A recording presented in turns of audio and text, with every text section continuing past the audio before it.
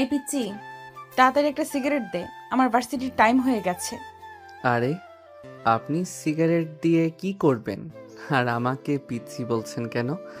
আমাকে কোন অ্যাঙ্গেল থেকে আপনার পিচ্ছি মনে হয়?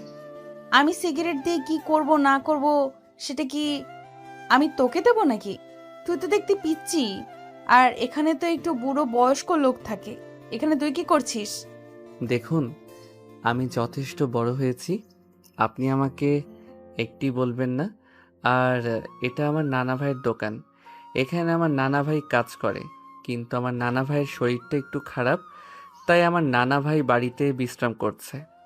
আর আমি এখানেই ছিলাম, তাই আমি দোকান খুললাম। আচ্ছা ঠিক আছে, তোকে পিচ্চি বলবো না, কিন্তু তোরা তো লেকচার শোনার সময় আমার নেই। তোকে আমি যেটা বলেছি সেটাই কর। তাড়াতাড়ি আমাকে একটা সিগারেট দিয়ে আমাকে এক্ষুনি ভার্সিটি যেতে হবে। আরে, আপনি তো মেয়ে মানুষ, আর দেখতেও মাশাল্লাহ সুন্দরী। তাছাড়া আপনাকে দেখে মনে হচ্ছে আপনি যথেষ্ট ভদ্র ফ্যামিলির মেয়ে। তাহলে আপনি সিগারেট দিয়ে কি করবেন? আমার মেজাজটা এখন কিন্তু খুব বেশি খারাপ হয়ে যাচ্ছে। তোকে আমি কি বললাম, আর তুই আমার সঙ্গে কথা বলে কথা বলছিস? আমি তো শুধু তোকে এটাই বলেছি যে আমাকে একটা সিগারেট দিতে, কিন্তু তুই আমার সঙ্গে এত কথা বলছিস কেন? তুই জানিস আমি কে আর কি আমার পরিচয়? আপনার পরিচয় জেনে আমি কি করব? তাছাড়া আমি তো আর এখানে থাকি না যে আমি আপনার পরিচয় জানবো। তুই আমার পরিচয় জানিস না বলে আমার সঙ্গে এইভাবে কথা বলার সাহস পাচ্ছিস। তুই যদি আমার পরিচয় জানতি, তাহলে তুই কখনোই আমার সঙ্গে এইভাবে কথা বলতে পারতি না। এখন তুই আমাকে সিগারেট দিবি কিনা সেটাই বল। আমি কোনো মেয়ে মানুষের কাছে সিগারেট বিক্রি করতে পারবো না। আপনি এখন আসতে পারেন। এই কথাটা শোনা মাত্রই নেহার মেজাজ অনেক বেশি খারাপ হয়ে গেল। নেহা বুঝতেই পারল না এই ছেলেটা কেন তার সঙ্গে এরকম আচরণ করছে। সেই সঙ্গে সঙ্গেই নীলের গালে ঠাস ঠাস করে দুটো চড় বসিয়ে দিয়ে বলতে লাগলো। এই অসভ্য ইতর মার্কা বদমাইশ মার্কা ছেলে, তুই আমার সম্পর্কে কোনো কিছু না জেনেই আমার সঙ্গে এরকম আচরণ করেছিস। ঠিক আছে, আমি এখন তোকে কিছুই বললাম না, তবে আমি ভার্সিটি থেকে ফিরে আসি, তারপর তুই বুঝতে পারবি মজা। এই বলে নেহা সেখান থেকে চলে গেল। আর ওইদিকে নীল দাঁড়িয়ে দাঁড়িয়ে ভাবতে লাগলো এই মেয়েটা এরকম কেন, এটা মেয়ে নাকি অন্য কিছু। তাছাড়া যেরকম জোরে নীলের গালে দুটো থাপ্পড় মেরেছে, নীলের গালে একদম টকটকে লাল হয়ে গেছে। সকাল 11টার দিকে নীল দোকান বন্ধ করে বাড়িতে চলে গেল। নীলের গালে তখনও 5টা আঙ্গুলের ছাপ স্পষ্ট দেখা যাচ্ছে। নীলের আম্মু এটা দেখে দৌড়ে নীলের কাছে আসলো আর নীলকে বলতে লাগলো। আরে বাবা, কি হয়েছে তোর? এগুলো তোর গালে এভাবে কে চড় মেরেছে? আরে না আম্মু, কেউ আমার গালে চড় মারতে যাবে কেন? আসলে এই এলাকায় এত বেশি মশা আমার গালে কামড় দিয়েছিল, তাই আমি নিজেই মশা মারতে গিয়ে এই অবস্থা হয়ে গেছে। একদম আমার সঙ্গে মিথ্যা কথা বলার চেষ্টাও করবি না। আমি খুব ভালোভাবেই বুঝতে পারছি এটা অন্য কেউ মেরেছে। তুই আমাকে বল যে কে মেরেছে আর কার এত বড় সাহস যে আমার ছেলের গায়ে হাত তোলে। উফ আম্মু, তোমাকে বললাম তো, তুমি অযথাই টেনশন করছো। আমার কিছুই হয়নি, আমি একদম ঠিক আছি। এখানে মশাই কামড় দিয়েছিল। তুমি এখন যাও তো, আমার জন্য খাবার নিয়ে আসো। আমার খুব ক্ষুধা পেয়েছে, আমাকে এক্ষুনি কিছু খেতে হবে। এই বলে নীল সেখান থেকে পাশ কাটিয়ে চলে গেল। তারপর ফ্রেশ হয়ে এসে খাবার খেয়ে ঘুমিয়ে পড়ল। সেদিন বিকেলবেলা হঠাৎ বাড়ির উঠোনে কারোর চেঁচামেচিতে নীলের ঘুম ভেঙে গেল। চোখ কসলাতে কসলাতে সে বারান্দায় এসে দাঁড়ালো আর দেখতে পেল সকালবেলার সেই মেয়েটি। এই বুড়ো বুড়ো, তোর দোকানে সকালে কাকে বসিয়েছিলি? যার কাছে আমি সিগারেট চেয়েছিলাম সে আমাকে সিগারেটও দেয়নি। ও কি জানে নাকি আমি কে আর কি আমার পরিচয়? নেহার এরকম চিৎকার শুনে নীলের আম্মু বাড়ি থেকে বেরিয়ে আসে আর নেহাকে দেখে বলতে থাকে। এই মেয়ে, তোমাকে দেখে চেনা চেনা লাগছে। তুমি ওই আমাদের পাশের বাড়ির না?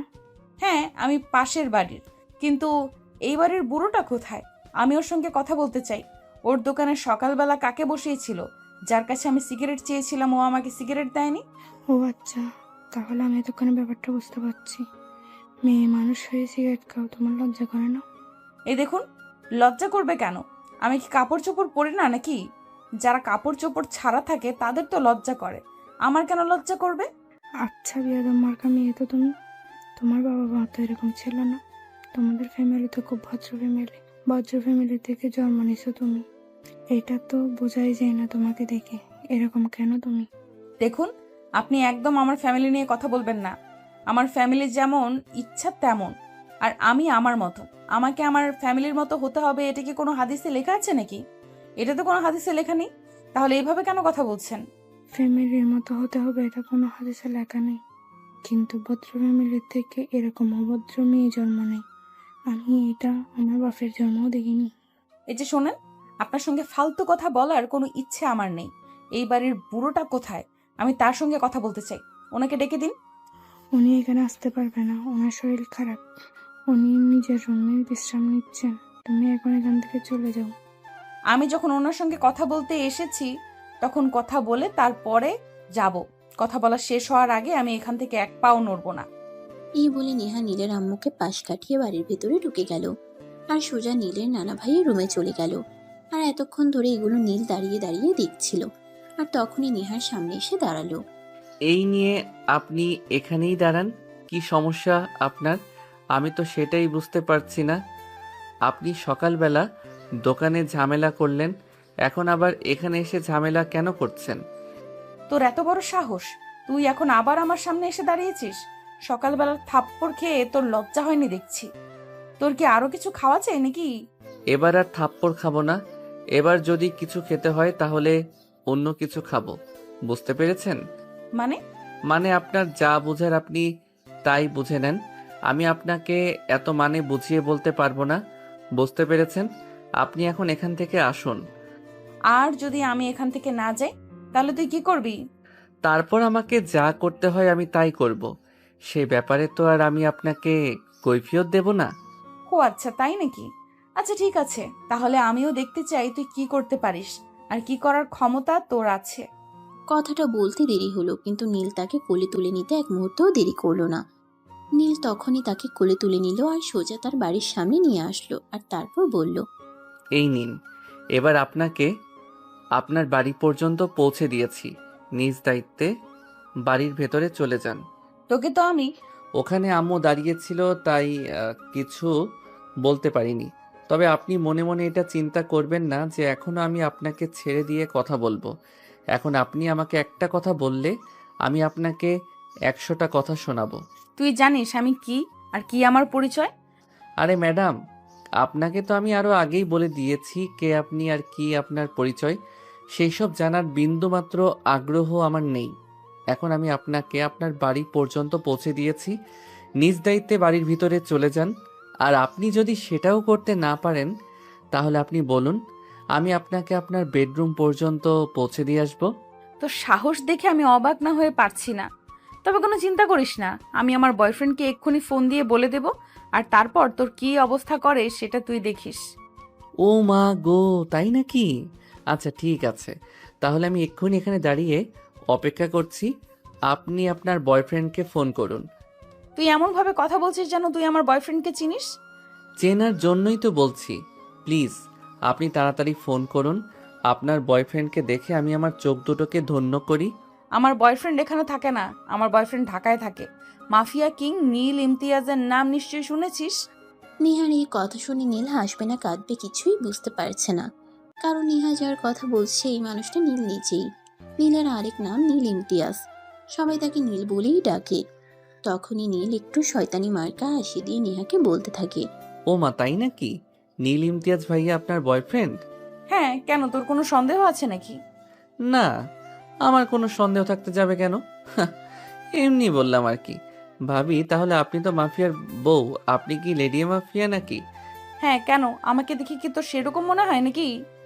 না মানে আসলে আমি যতদূর জানি নীল ইমতিয়াজ প্রেম তো অনেক দূরের কথা, মেয়েদের সঙ্গে খুব একটা কথাও বলে না। তাছাড়া তার নাম শুনেছি শুধু শহরের খুব বড়লোক মাপের মানুষেরাও তার চেহারা দেখেছে বলে আমার মনে হয় না। আর আপনি কিনা গ্রামে থেকে ওকে চিনেন আর ওর সঙ্গে প্রেম করেন? হ্যাঁ, সেটা কি তুই দেখতে পাচ্ছিস না নাকি? আমি গ্রামে থাকে বলে কি হয়েছে? আমি তো সবার সামনে শো অফ করতে পছন্দ করি না, তাই আমি আড়ালেই থাকি। ও আচ্ছা, তাই নাকি? তাহলে তো আপনি খুব ভালো মানুষ। আচ্ছা, আপনি একটা কাজ করতে পারবেন? আপনার বয়ফ্রেন্ডের সঙ্গে আমাকে একবার একটু দেখা করিয়ে দিতে পারবেন? ওনার সঙ্গে আমার একটু দরকার ছিল। আমার বয়ফ্রেন্ডের সঙ্গে আপনার কি দরকার সেটা আপনি আমার সঙ্গেই বলুন। আমি পারলে আপনাকে করে দেব, কিন্তু আমি কেন আপনাকে আমার বয়ফ্রেন্ডের সঙ্গে দেখা করিয়ে দিব? আমার বয়ফ্রেন্ড যাত্রার সঙ্গে দেখা করে না। কিন্তু ম্যাডাম, আমার ওনার সঙ্গে দরকার, আমার ওনাকেই বলতে হবে। প্লিজ, আপনি তো খুব ভালো মনের মানুষ, তাই আমাকে ওনার সঙ্গে একটু দেখা করিয়ে দিন। আমি আপনার কাছে চিরকৃতজ্ঞ থাকব। বললাম তো আমি আপনাকে আমার বয়ফ্রেন্ডের সঙ্গে দেখা করাতে পারবো না। আপনার যদি কোনো দরকার থাকে তাহলে আপনি আমার সঙ্গে বলতে পারেন, আমি আপনার সমস্যার সমাধান করে দেব, কিন্তু আমার বয়ফ্রেন্ড যার সঙ্গে ইচ্ছা তার সঙ্গে দেখা করে না। আচ্ছা ঠিক আছে, আপনি যদি আপনার বয়ফ্রেন্ডের সঙ্গে দেখা করিয়ে না দেন তাহলে আর কি করব। আচ্ছা, আমি তাহলে আসি। এই বলে নীল সেখান থেকে চলে আসে। অপরদিকে নেহা বাড়ির ভিতরে চলে যায়। আজ বাড়িতে আসতে মোটামুটি আধা ঘন্টার মতো লেট হয়েছে। এটা দেখে তার আম্মু তাকে প্রশ্ন করে। কি ব্যাপার নেহা, তুমি তো প্রতিদিন বিকেল 3টার মধ্যেই বাসায় পৌঁছে যাও কিন্তু আজ তো বিকেল 3:30 বেজে গেছে, তোমার এতক্ষণ লেট হলো কেন? আমি যাই কিছু করি না কেন, সব ব্যাপারে কি তোমাদের পরিচয় দিতে হবে নাকি? আমার তো বাইরে কোনো দরকার থাকতে পারে, আর সেই জন্য লেট হতে পারে, তাই বলে তোমাদের কাছে কৈফিয়ত দিতে হবে নাকি? এখানে কৈফিয়ত দেওয়ার কি আছে? আমি সেটাই বুঝতে পারলাম না। আমি তোমার আম্মু, আমি তোমাকে এইটুকু প্রশ্ন করতেই পারি, তুমি কেন এরকম করছো? একজন মানুষ নিজের প্রয়োজনেই বাইরে সময় কাটায়, প্রয়োজন ছাড়া কেউ কখনো বাইরে থাকে না, এটা তোমার বোঝা উচিত। এরপর নেহা তার আম্মুকে আর কোনো কথা বলার সুযোগ না দিয়ে সেখান থেকে নিজের রুমে চলে আসে। ড্রেস চেঞ্জ করে ফ্রেশ হয়ে মোবাইল টিপতে থাকে। তখনই হঠাৎ সে দেখতে পায় তার ফেসবুকে একটা ফেসবুক আইডি থেকে ফ্রেন্ড রিকোয়েস্ট এসেছে। সঙ্গে সঙ্গেই সে আইডিটাতে ঢুকলো। আইডিতে ঢুকে তো তার চক্ষু একদম চড়ক গাছ, কারণ সেই ফেসবুক আইডির নাম নীল ইমতিয়াজ। তার স্বপ্নের মানুষটা তাকে ফ্রেন্ড রিকোয়েস্ট পাঠিয়েছে, এটা সে ভাবতেই পারছে না। তখনই সে সঙ্গে সঙ্গে মেসেজ করলো। আপনি কি সত্যি সত্যি নীল ইমতিয়াজ বলছেন? হ্যাঁ, আপনার সঙ্গে আমার একটু কথা আছে, তাই আমি আপনাকে ফ্রেন্ড রিকোয়েস্ট পাঠিয়েছি। হ্যাঁ বলুন না, আপনি কি বলবেন? আপনি তো আমার স্বপ্নের সেই পুরুষ, যাকে নিয়ে আমি প্রতিদিন স্বপ্ন দেখি, যার কথা আমি সবার কাছে বলে বেড়াই। হ্যাঁ, আমি এই ব্যাপারেই আপনার সঙ্গে কথা বলতে চাই। আপনি আমার নাম বেচে খাচ্ছেন কেন বলেন তো? আপনি সবার কাছে বলে বেড়াচ্ছেন আমি নাকি আপনার বয়ফ্রেন্ড। আমি তো আপনাকে জীবনে কোনোদিন দেখিনি, তাহলে আপনি কেন করছেন এরকম? কেন আমার নাম বেচে খাচ্ছেন? না মানে আসলে বিষয়টা ওরকম নয়, আপনি একটু ঠান্ডা হন, আপনি আমার কথাগুলো বোঝার চেষ্টা করেন, আমি আপনাকে সব কিছু বুঝিয়ে বলছি। আমি কোনো কথা শুনতে চাই না। আপনার কোনো কথা শোনার ইচ্ছে আমার নেই। আমি আপনাকে লাস্ট বারের মতো ওয়ার্নিং দিচ্ছি, আপনি আর কখনো আমার নাম বেচে খাবেন না। আপনি তো নিশ্চয়ই আমার সম্পর্কে জানেন। আপনি যদি আর একবারও আমার নাম বলে কিছু করেছেন তাহলে আপনার এমন অবস্থা করব যেটা আপনি কল্পনাও করতে পারবেন না। এরপর নেহাকে আর কোনো কথা বলার সুযোগ না দিয়ে সঙ্গে সঙ্গেই ওই ফেসবুক আইডিটা অফলাইন হয়ে গেল। আর এদিকে নেহা মনে মনে ভাবতে লাগলো। হায় আল্লাহ, এটা কি হলো? এই মানুষটা কিভাবে জেনে গেল আমি তার নাম ব্যবহার করে যাচ্ছি? এখন কি হবে? এখন তো আর কেউ আমাকে ভয় পাবে না, সবাই তো মনে করতো নীল ইমতিয়াজ আমার বয়ফ্রেন্ড, সবাই আমাকে অনেক সম্মান করে আর ভয়ও পেত। কিন্তু এখন যদি সবাই জানতে পারে যে নীল ইমতিয়াজ আসলে আমার পরিচিত কেউ নয়, তখন কি হবে? এরপর দেখতে দেখতে আরো বেশ কয়েকদিন সময় চলে গেল। সেদিন নীল আর তার আম্মু শহরে চলে যাবে। তখনই হঠাৎ নেহার সঙ্গে দেখা হয়। নীল আর তার আম্মু বাড়ির সামনে এসে দাঁড়িয়েছে। তখনই নেহা সেদিক দিয়ে যাচ্ছিল। নীল তাকে ডেকে দাঁড় করালো আর বলতে লাগলো। এক্সকিউজ মি ম্যাডাম, আমরা চলে যাচ্ছি। আপনার সঙ্গে একটু কথা বলার ছিল। আমার এখন সময় নেই, আমি আপনার সঙ্গে কথা বলতে পারবো না। কেন ম্যাডাম, নীল ইমতিয়াজের সঙ্গে ব্রেকআপ হয়ে গেছে নাকি? এসব আপনি কি বলছেন? আপনি আমার ভালোবাসার মানুষের সঙ্গে আমার কেন ব্রেকআপ হয়ে যাবে? সে আমাকে নিজের জীবনের চাইতেও বেশি ভালোবাসে, সে কখনো আমার সঙ্গে ব্রেকআপ করবে না। তাহলে যে আমি আপনাকে বলেছিলাম আপনার বয়ফ্রেন্ডের সঙ্গে আমাকে একটু কথা বলিয়ে দিতে, সেটা আপনি করলেন না। আমি তো বলেছিলাম আপনার বয়ফ্রেন্ডের সঙ্গে আমার একটু দরকার আছে, কিন্তু আপনি তো এরপর আর আমার সঙ্গে দেখাই করলেন না। আমি তো আপনাকে বলেছি আপনার কি দরকার আপনি সেটা আমার সঙ্গে বলুন, আমি আমার বয়ফ্রেন্ডের সাথে কথা বলে আপনার সমস্যার সমাধান করে দেব। ম্যাডাম প্লিজ দেন না ওনার নাম্বারটা। আমি একবার নিজে ওনার সঙ্গে সরাসরি কথা বলে আমার সমস্যাটার সমাধান করতে চাই প্লিজ। এই, আপনি জানতো এখান থেকে। আপনার সঙ্গে অযথাই প্যাচাল করার কোনো সময় আমার নেই, আমি এখন যাচ্ছি। এই বলে নেহা সেখান থেকে চলে গেল। আর এদিকে নীল মুচকি মুচকি হাসতে লাগলো। এটা দেখে তার আম্মু বলতে লাগলো, কি ব্যাপার নীল, এই মেয়েটার সঙ্গে তুই কি ব্যাপারে কথা বলছিলি? আমি তো কিছুই বুঝতে পারলাম না। না আম্মু, সেরকম কোনো ব্যাপার না। আসলে উনি আমার সিনিয়র, ক্লাসে পড়াশোনা করেন, তাই পড়াশোনার ব্যাপারেই ওনার সঙ্গে একটু কথা বলছিলাম আর কি। কিন্তু আমার কেন জানি মনে হলো তুই অন্য কোনো বিষয় নিয়ে কথা বলছিলি। না আম্মু, একদমই সেরকম কোনো বিষয় নেই। এমনি চলো না যাওয়া যাক। এই বলে নীল তার আম্মুকে নিয়ে গাড়িতে উঠে বসে আর ঢাকার উদ্দেশ্যে রওনা দিল। ঢাকায় এসে পৌঁছাতেই সন্ধ্যা হয়ে গেল। নীল বাসায় এসে প্রায়শ হয়ে শুয়ে লম্বা একটা ঘুম দিল। ঘুম ভাঙল রাত 11টায় তার মায়ের ডাকে। ঘুম থেকে উঠে রাতের খাবার খেয়ে তারপর আবারও বিছানায় চলে যায় আর মোবাইল টিপাটিপি করতে থাকে। তখনই হঠাৎ তার মনে পড়ল নেহার কথা। সে মনে মনে ভাবল, একবার নেহার সঙ্গে একটু কথা বলে মজা নেওয়া যাক। তাই সে তখনই নেহার ফেসবুক আইডিতে, এই ম্যাডাম, আপনাকে না বলেছিলাম আপনি আমার নাম বিক্রি করে খাবেন না? তারপরও আপনি আজ বাবার আমাকে নিয়ে একজনের সঙ্গে কথা বলেছেন। আরে আপনি সেটা জানলেন কি করে? আপনি কি আমার পেছনে গোয়েন্দা লাগিয়েছেন নাকি? কেউ যদি আমার নাম বিক্রি করে খেতে পারে তাহলে তার পিছনে ঘুরে তালা গান, ওটা তো খুব কঠিন কিছু নয়। এখন আপনি বলেন, আপনি কেন আমার নাম বিক্রি করে খাচ্ছেন? দেখুন প্লিজ, আপনি একটু শান্ত হন। আমি সবটা আপনাকে বুঝিয়ে বলছি। আসলে আমি তো গ্রামে থাকি, দেখতেও মাশাল্লাহ, তাই ছেলেরা সব সময় আমাকে বিরক্ত করতেই থাকে। আর তখনই আমি আপনার ব্যাপারে একজনের কাছ থেকে জানতে পারি, তাই আমি সবার কাছে বলে বেড়াই যে আপনি আমার বয়ফ্রেন্ড। কোনো ছেলে যখন আমাকে বিরক্ত করতে আসে আর যখন সে জানতে পারে আপনি আমার বয়ফ্রেন্ড, তখন আমাকে আর বিরক্ত করে না, সেখান থেকে সোজা পালিয়ে যায়। কিন্তু এখন যদি আমি আপনাকে বলি এতদিন ধরে আমার নাম বেঁচে খাওয়ার জন্য এখন আপনাকে পানিশমেন্ট পেতে হবে, তখন আপনি কি করবেন? না প্লিজ, আপনি আমার সঙ্গে এরকমটা করবেন না। আমি না বুঝে এরকম করে ফেলেছি, আর কখনোই এরকম করব না। প্লিজ আপনি আমাকে ক্ষমা করে দিন। না ডার্লিং, সেরকমটা হবে না। তুমি যখন ভুল করেছো তখন ভুলের মাসুল তোমাকে দিতেই হবে। পানিশমেন্ট তোমাকে পেতেই হবে। পানিশমেন্ট পাওয়া ছাড়া তোমার আর কোনো পথ খোলা নেই। প্লিজ আপনি আমাকে ক্ষমা করে দিন। আমি আর কখনোই এরকম করব না, এই যে আপনাকে কথা দিচ্ছি। আপনার কথাই তো আমার সেরকম কোনো লাভ হবে না, তাই আমি ঠিক করেছি। আপনি যখন সবার কাছে বলে বেরিয়েছেন যে আমি আপনার বয়ফ্রেন্ড, তাই আমি আপনাকে আমার গার্লফ্রেন্ড বানাতে চাই। শুধু গার্লফ্রেন্ড বললে ভুল হবে, আমি আপনাকে আমার বউ বানাতে চাই। না, দয়া করে আপনি এরকমটা করবেন না। আপনার মতো মাফিয়ার আর বউ হওয়ার কোনো ইচ্ছা আমার নেই। প্লিজ আপনি আমাকে ক্ষমা করে দিন। আপনি কোনো দিনও ক্ষমা পাবেন না, আপনাকে আমার বউ হতেই হবে। এরপর নেহাকে আর কোনো কথা বলার সুযোগ না দিয়ে নীল ডাটা অফ করে অফলাইন হয়ে গেল আর বিছানায় শুয়ে ঘুমিয়ে পড়ল। আর এদিকে নেহা মনে মনে ভাবতে লাগলো, হায় আল্লাহ, এটা আমি কি করলাম?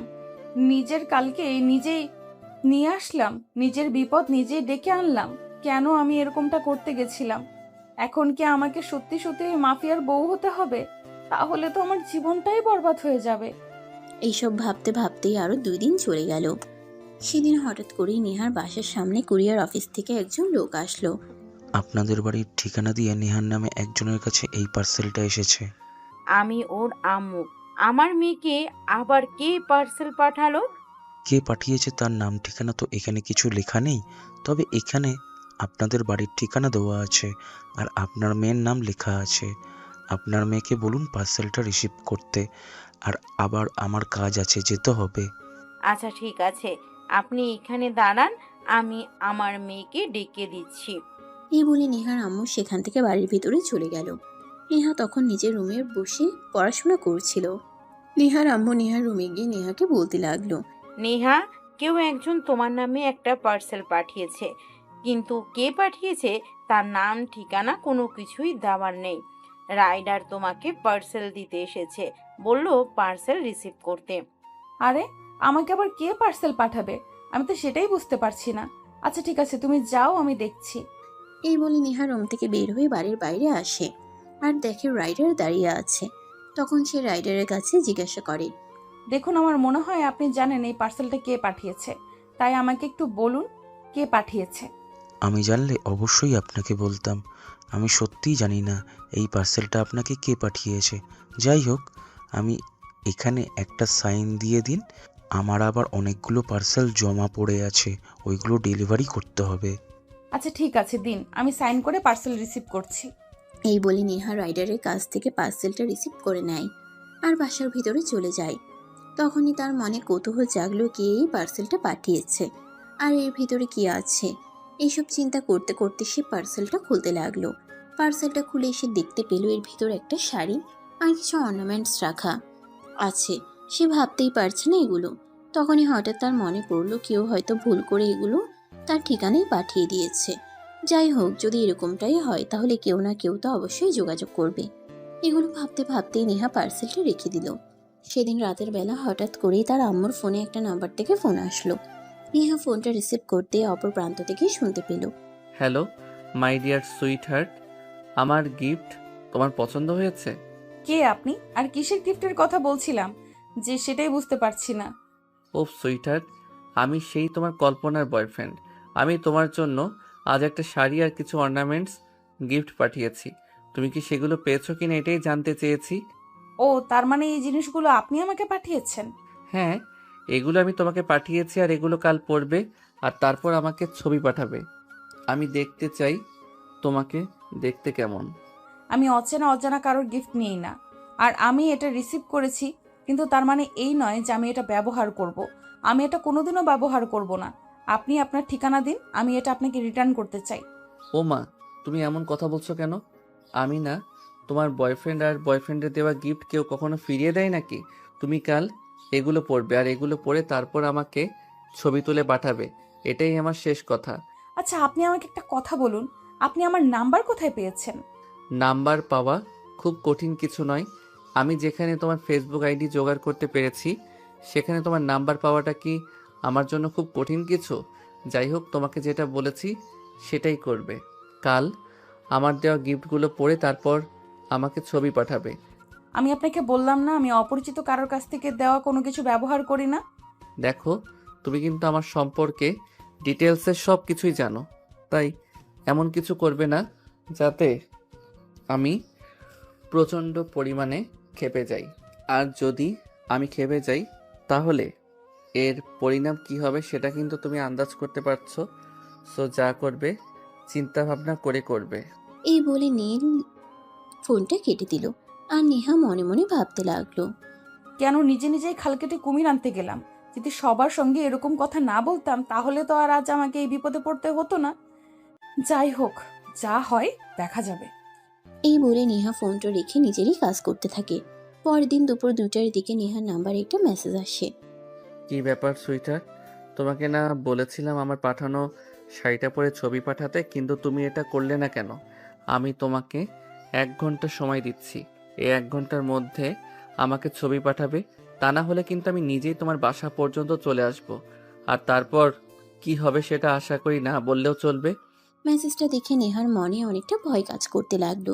এই ছেলেটা যদি সত্যি সত্যি নেহার বাসায় চলে আসে তাহলে কি হবে। তাই সে তাড়াহুড়ো করে ওই শাড়িটা পরে নিল আর তারপর রেডি হয়ে বাড়ির বাগানের দিকে চলে গেল ছবি ওঠানোর জন্য। আর তারপর বেশ কয়েকটা ছবি উঠিয়ে ওই নাম্বারে হোয়াটসঅ্যাপ করে দিল। তখনই নীল তাকে মেসেজ দিল। বাহ, অপসরিটাকে তো শাড়ি পরলে ভালোই লাগে। আমি সত্যি বলছি, তোমাকে বউ বানাতে পারলে আমার খুব ভালো লাগবে। প্লিজ আপনি আমাকে ছেড়ে দিন না। আমি আপনার মতো গুন্ডা মাস্তানের বউ হতে চাই না। তাছাড়া আমার আব্বু আম্মু কোনোদিন আপনার মতো মাস্তানের সঙ্গে আমাকে বিয়ে দিবে না। দেখো, তুমি যখন আমার সম্পর্কে আহ, জানো তখন আমি কি করতে পারি আর কি করতে পারি না সে সম্পর্কেও খুব ভালো করে জানো। তাই প্লিজ আমার সঙ্গে ঝামেলা করো না। তোমায় ভালোবেসে ফেলেছি যে ভালোবাসার মানুষকে ভুলে যাওয়া কি এতটাই সহজ নাকি? আজ না হোক কাল তোমাকে আমি আমার বউ বানিয়েই ছাড়বো। এই বলে নীল নেহার সঙ্গে কথা বলা শেষ করে ফোন রেখে দেয়। অপরদিকে তখনই নীলের আম্মু নীলকে ডাকতে থাকে। এই নীল, কোথায় তুই? একবারে তাড়াতাড়ি এদিকে আয় তো। আম্মু বলো কি হয়েছে? তুমি এভাবে তাড়াহুড়ো করে আমাকে ডাকছো কেন? বিশাল একটা ঝামেলা হয়ে গেছে। আসলে তুই তো জানিস আমাদের পাড়ার তোর রফিক চাচার মেয়ের বিয়ে ছিল আজকে, কিন্তু মেয়েটাকে অন্য একটা ছেলে ভালোবাসে, আর এখন ওই ছেলেটা ওই বাড়িতে এসে ঝামেলা করছে। এসব তুমি কি বলছো? আচ্ছা ঠিক আছে, তুমি আমাকে এটা বলেছো, মেয়েটাও কি ওই ছেলেটাকে ভালোবাসে নাকি? আরে না রে বাবা, ওইরকম কোনো ব্যাপার না। আসলে ছেলেটা একটু ফাজিল টাইপের বলতে পারিস। মেয়েটা যখন ভার্সিটিতে যেত মেয়েটাকে ডিস্টার্ব করতো। মেয়েটা ওই ছেলেটাকে একটুও পছন্দ করে না। আর বলতে পারিস ওই কারণেই সে তোর বাবার পছন্দ করা ছেলেকে বিয়ে করে নিচ্ছে। তাছাড়া এইটা তো আমাদের পাড়ার সবাই জানে। এই মেয়েই পড়াশোনায় খুবই ভালো, পড়াশোনা করে একটা চাকরি বাকরি করার ইচ্ছে ছিল, কিন্তু এই ছেলেটার অত্যাচারে অতিষ্ঠ হয়ে মেয়েটা বিয়ে করতে চলছে। কিন্তু এখানে এসেও ঝামেলা শুরু হয়ে গেছিল। ও আচ্ছা, এই ব্যাপার। এটা তো তোমরা আমাকে আরো আগে বললেই পারতে, তাহলে তো কবে এই ঝামেলার সমাধান হয়ে যেত। আচ্ছা ঠিক আছে, প্রবলেম নেই, তুমি নিশ্চিন্তে থাকো, আমি ওখানে যাচ্ছি, সমস্যার সমাধান করে তারপরেই ফিরবো। এই বলে নীল বাসা থেকে বের হয়ে গেল সোজা তাদের পাশের বাড়িতে। সেখানে গিয়ে সে দেখতে পেল সত্যি সত্যি ওরকম ঝামেলা হচ্ছে। তখনই নীল ওই ছেলেটার কাছে গেল আর ছেলেটাকে উদ্দেশ্য করে বলল, এই বিজয়, কি সমস্যা তোর? তুই এখানে ঝামেলা করছিস কেন? দেখ নীল, আমি খুব ভালো করেই জানি তুই এখানে কেন এসেছিস। আমি তোকে রিকোয়েস্ট করে বলছি, তুই এখান থেকে চলে যা। আমার ব্যক্তিগত ব্যাপারে নাক গলাতে আসিস না। দেখ, আমার নাথ যখন আছে তখন তো সেটা বলতেই পারে। এটা যে তোর, আমি বাধা দিয়ে রাখতে পারি না। এখন তোকে যেটা জিজ্ঞাসা করছি তুই আমাকে সেটাই বল, তুই এখানে কেন এসেছিস? আর এখানে ঝামেলাই বা কেন করছিস? আমার ভালোবাসার মানুষের অন্য একটা মানুষের সঙ্গে বিয়ে হয়ে যাচ্ছে, এখানে আমি ঝামেলা করব না তো কি করব? তুই কি তোর ভালোবাসার মানুষকে নিজের ইচ্ছায় অন্য একজনের হাতে তুলে দিবি নাকি? তুই রূপাকে ভালোবাসিস, তাই তো? আচ্ছা ঠিক আছে, তুই চল আমার সঙ্গে। রূপা যদি বলে সেও তোকে ভালোবাসে, তাহলে আমি নিজে দাঁড়িয়ে থেকে তোদের দুজনের বিয়ে দেব। কিন্তু যদি রূপা একটাবার অস্বীকার করে যে সে তোকে ভালোবাসে না, তাহলে তোর কি পরিণাম হবে সেটা তুই ভাবতেও পারছিস না। এই বলে নীল বিজয়ের হাত ধরে টানতে টানতে বাড়ির ভেতরে নিয়ে গেল যেখানে রূপা বসেছিল। ঠিক ওই ঘরটায় রূপা তাদের দুজনকে এভাবে রুমে ঢুকতে দেখে অনেকটা ভয় পেয়ে যায় আর তাড়াহুড়ো করে বিছানা থেকে নেমে দাঁড়ায়। এই রূপা, তুই কি বিজয়কে ভালোবাসিস? একদম সত্যি কথা বলবি। আর আমার সঙ্গে মিথ্যে কথা বলে এর পরিণাম কি হয় সেটা তো তুই খুব ভালো করে জানিস। নীল ভাইয়া, এইসব তুমি কি বলছো? এই পকেটের ছেলেকে আমি কেন ভালোবাসতে যাব? তুমি তো জানোই আমার কত স্বপ্ন ছিল পড়াশুনো শেষ করে বাবা মায়ের পাশে দাঁড়াবো। কিন্তু এই ছেলেটা ইদানিং আমাকে এত পরিমাণ বিরক্ত করা শুরু করে দিয়েছে যে আমার ভার্সিটি যাওয়া বন্ধ হওয়ার উপক্রম। তাই তো আমি বাবা মায়ের পছন্দ করা ছেলেকে বিয়ে করতে চলেছি, আর এখানে এসে ঝামেলা শুরু করে দিয়েছে। কিন্তু বিজয় তো বলছে বিজয় নাকি তোকে ভালোবাসে, আর তোদের মধ্যে নাকি ভালোবাসার সম্পর্ক আছে। না নীল ভাইয়া, ও একদম মিথ্যে কথা বলছে। ওর সঙ্গে আমার কেন ভালোবাসার সম্পর্ক থাকতে যাবে? তাছাড়া তুমি তো পাড়াতেই থাকো, কখনো কি আমার সম্পর্কে এরকম কোনো কথা শুনেছো যে আমি কোনো ছেলের সঙ্গে প্রেম করে বেড়াচ্ছি? হ্যাঁ, এটা আমি খুব ভালো করেই জানতাম, তাই আমি বিজয়ের সামনে তোকে দিয়ে এটা বলাতে চেয়েছিলাম, তাই বিজয়কে এখানে নিয়ে এসেছি। রফিক চাচা, আপনি আপনার মেয়ের বিয়ে শুরু করেন, এরপর যদি কোনো ঝামেলা হয় সেটা আমি সামলে নেব। বিজয়, তুই চল আমার সঙ্গে। না, আমি যাব না এখান থেকে। আমি কোনোভাবেই যাব না। আমার ভালোবাসার মানুষ আমাকে ছেড়ে অন্য একজনের কাছে চলে যাবে, এটা আমি দাঁড়িয়ে দাঁড়িয়ে দেখতে পারবো না। আমি আমার ভালোবাসার মানুষকে কোনোভাবেই হারাতে পারবো না। রূপা কি বলেছে সেটা তুই শুনতে পাসনি নাকি? রূপা তার বাবা মায়ের হয়ে মিথ্যা কথা বলেছে, কিন্তু রূপাকে আমি ভালোবাসি আর সেও আমায় ভালোবাসে। আমি রূপাকে এখান থেকে নিয়ে তারপর যাব। রূপাকে ছাড়া আমি এখান থেকে এক চুলও নড়ব না। আমি বুঝতে পেরেছি, এভাবে কাজ হবে না। এই বলে নে তখনই আর এক মুহূর্তও দেরি না করে বিজয়কে মারতে শুরু করে। এমন মার মারে বিজয় উঠে দাঁড়ানোর শক্তি পর্যন্ত রাখে না, আর তারপর সেখান থেকে সোজা হসপিটালে পাঠিয়ে দেয়। আর এদিকে রূপার বিয়েও প্রায় শেষের পথে। তখনই নীল আবার রূপার সঙ্গে দেখা করতে আসে। রূপা, ঝামেলা সব শেষ করে দিয়েছি, এখন তুই নিশ্চিন্ত মনে শ্বশুর বাড়ি যেতে পারিস। বিজয় আর কোনোদিন তোর সামনে এসে দাঁড়ানোর সাহসটাও দেখানোর সাহস পাবে না। তোমাকে অসংখ্য ধন্যবাদ নীল ভাইয়া। তুমি না থাকলে আজ হয়তো আমার বিয়েটাই হতো না, আর সারা জীবন হয়তো আমাকে একটা সমস্যার সম্মুখীন হয়ে বেঁচে থাকতে হতো। আরে ধন্যবাদ দেওয়ার কি আছে, তুই তো আমার বোনের মতোই। আর ভাই হয়ে বোনের এইটুকু উপকার যদি করতে না পারি তাহলে আমি কেমন? আচ্ছা ঠিক আছে, এখন তুমি নিশ্চিন্ত মনে শ্বশুর বাড়ি যাও। এই বলে নীল বাড়িতে ফিরে আসে, আর বাড়িতে ফিরে আসতেই তার আম্মু তাকে বলতে থাকে, কি ব্যাপার নীল, ঝামেলা শেষ করে এসেছিস তো? এখন নিয়ে আবার পরিবর্তে অন্য কোনো ঝামেলা হবে না তো? না, একদমই না। আর তুমি তো তোমার ছেলের সম্পর্কে খুব ভালো করেই জানো। তোমার ছেলে যখন কোনো সমস্যার সমাধান করতে যায় তখন সেটা সমাধান না হওয়া পর্যন্ত সে এর পিছু ছাড়ে না। হ্যাঁ সেটাই তো আমি জানি, আর জানি বলেই তো তোকে পাঠাইছি। আচ্ছা ঠিক আছে, এখন নিজের রুমে গিয়ে বিশ্রাম কর, আমি তোর খাবার পাঠিয়ে দিচ্ছি, খাবারটা খেয়ে নিস। নীল তখন কোনো কথা না বলে নিজের রুমে চলে গেল। কিছুক্ষণ পর তার আম্মু তার ছোট বোনকে দিয়ে তার জন্য খাবার পাঠায়। অপরদিকে নীল নেহাকে মেসেজ করছিল। আমার জান পাখিটা কি করছে? মেসেজটা নেহার কাছে পৌঁছানোর আগেই নীলের ছোট বোন প্রিয়া সেটা দেখে ফেলে। কি ব্যাপার, আমার হাবাগোবা ভাইটাও দেখছি প্রেম করতে শুরু করেছে নাকি?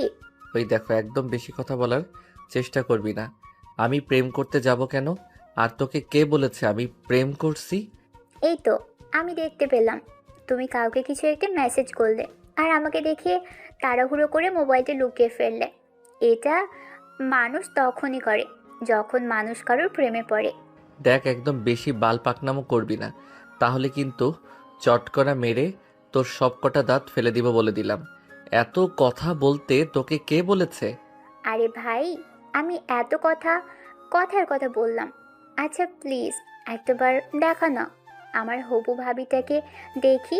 আমার হবু ভাবিটা কতটা সুন্দর, যার মুখ থেকে আমার ভাই তার প্রেমে পড়ে গেছে, যেখানে কিনা আমার ভাই কোনো মেয়ের সঙ্গে নিজে থেকে কথাই বলতে চায় না।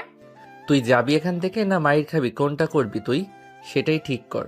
এখানে দাঁড়িয়ে থেকে মায়ের খাওয়ার কোনো ইচ্ছে নেই, আমি এখান থেকে চলে যাচ্ছি। এই বলে প্রিয়া সেখান থেকে চলে গেল, আর নীল খাবার খেয়ে বিশ্রাম নিতে লাগলো। পরদিন সকালবেলা ঘুম থেকে উঠে প্রিয়া নীলকে ডাকতে থাকে। ওই ভাইয়া, ভাইয়া কোথায় তুই?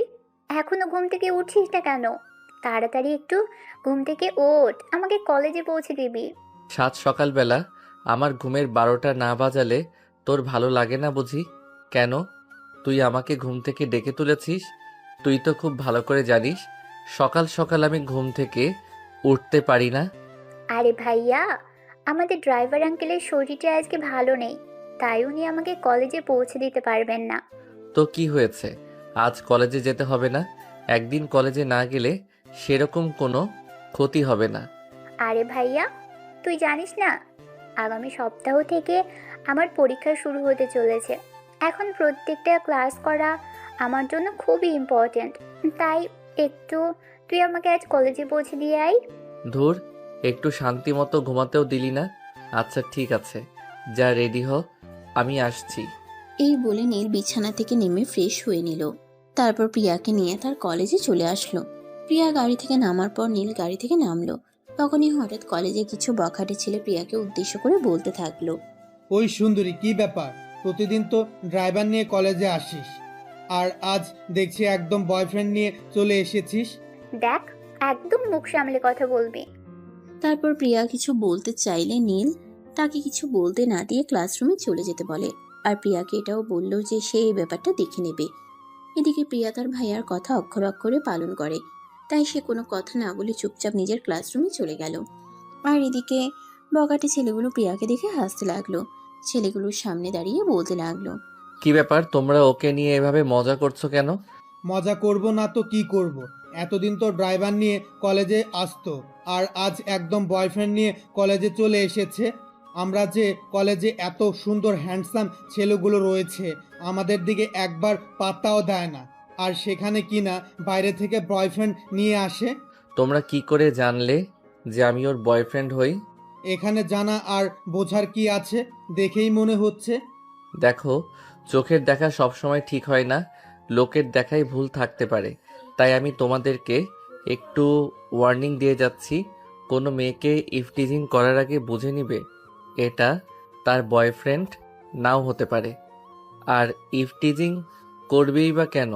তোমরা তো কলেজে পড়াশোনা করতে এসেছো, এখানে কোনো মেয়েকে টিচ করার অধিকার তো তোমাদের নেই। নীলের এই কথাটা শুনেই উপস্থিত সবকটা ছেলে হু হু করে হাসতে লাগলো আর বলতে লাগলো, এই রাত শুনেছিস কি বলেছে? কলেজের সিনিয়র, আমরা বুঝতে পেরেছো? এখানে আমরা কি করবো না করবো সেটা আমাদের ব্যক্তিগত ব্যাপার। এখানে আমাদের সঙ্গে নাক গলাতে এসো না। আরে ভাই, আমি তোমাদের সঙ্গে নাক গলাতে কেন যাব? শুধু তোমাদেরকে ছোট্ট একটা ভুল ধরিয়ে দিতে চাই। তোমরা হয়তো জানো না কার সঙ্গে তোমরা টিচ করছো। ওমা, তাই নাকি? তাহলে তুই বলে দে আমরা কার সঙ্গে টিচ করছি। আমি বললে তো তোমাদেরকে এখানে বলতে পারবো না। আমি যদি তোমাদেরকে এটা বলি তাহলে তোমাদেরকে আমার সঙ্গে একটু বাইরে যেতে হবে, কারণ এটা তো কলেজ ক্যাম্পাস, এটা শিক্ষা প্রতিষ্ঠান। এখানে সবাই শিক্ষা গ্রহণ করতে আসে, কুশিক্ষা নয়। ও তাই নাকি? আচ্ছা ঠিক আছে, চলো তাহলে। হুম, চলো আমার সঙ্গে। এই বলে নীল ওই ছেলেগুলোকে নিয়ে সোজা একটা খোলা মাঠে চলে আসলো। ছেলেগুলো গাড়ি থেকে নেমে চারপাশটা একবার ভালো করে দেখে নিল, আর তারপর নীলের দিকে তাকিয়ে বলতে লাগলো, এই তুই আমাদেরকে এখানে নিয়ে এসেছিস কেন? ও মা, তোমরাই না একটু আগে বললে কার সঙ্গে টিচ করছো এটা জানতে চাও। এটা জানানোর জন্যই তো আমি তোদেরকে এখানে নিয়ে আসলাম। এটা একটা খোলা মাঠ। আমার চোখ দুটো একদম সম্পূর্ণ ঠিক আছে, আমি নিজেও দেখতে পাচ্ছি এটা একটা খোলা মাঠ।